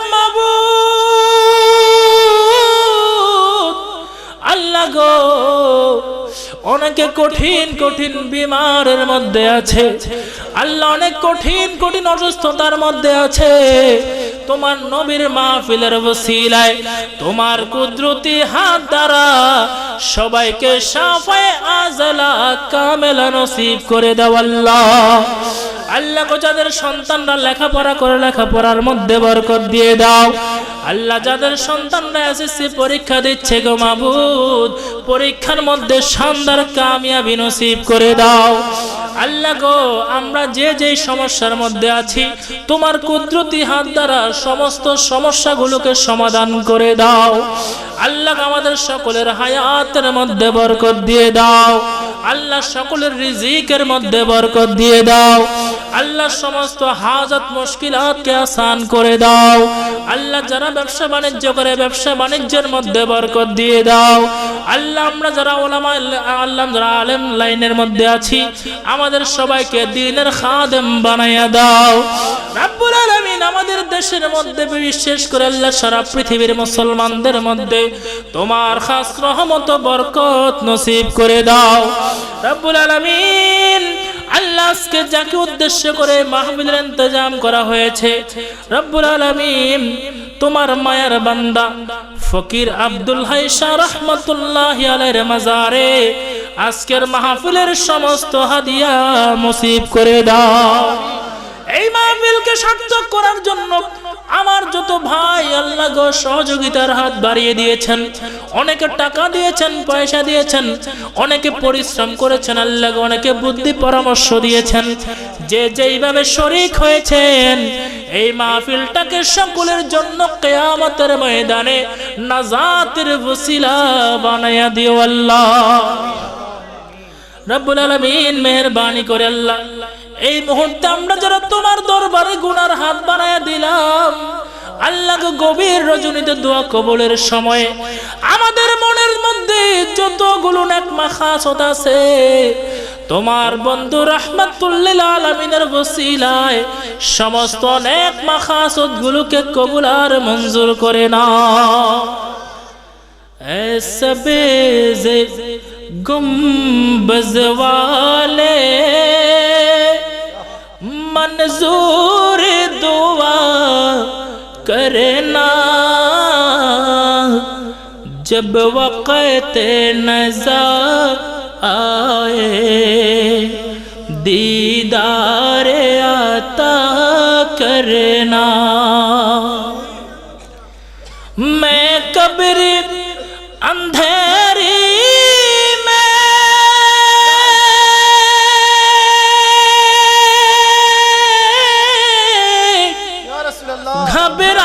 घबराऊंगा जब तन्हा, इमदाद मेरी करने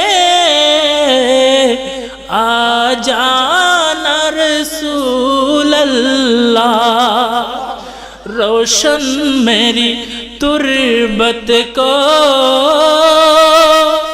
ए नूर खुदा करना, जब वक्त नज़र आए दीदार आता करना। रब्बुल आलामीन, তোমার দরবারে আখিরি দরখাস্ত করি আল্লাহ গো, আমাদেরকে তুমি যেই মাসে মৃত্যু দিবা ওই মাসটা সকলের জন্য রমজানুল মুবারক নসিব করে দিও আল্লাহ। যেই দিন দুনিয়ার জমিন থেকে বিদায়ের ডাক এসে যাবে মাবুদ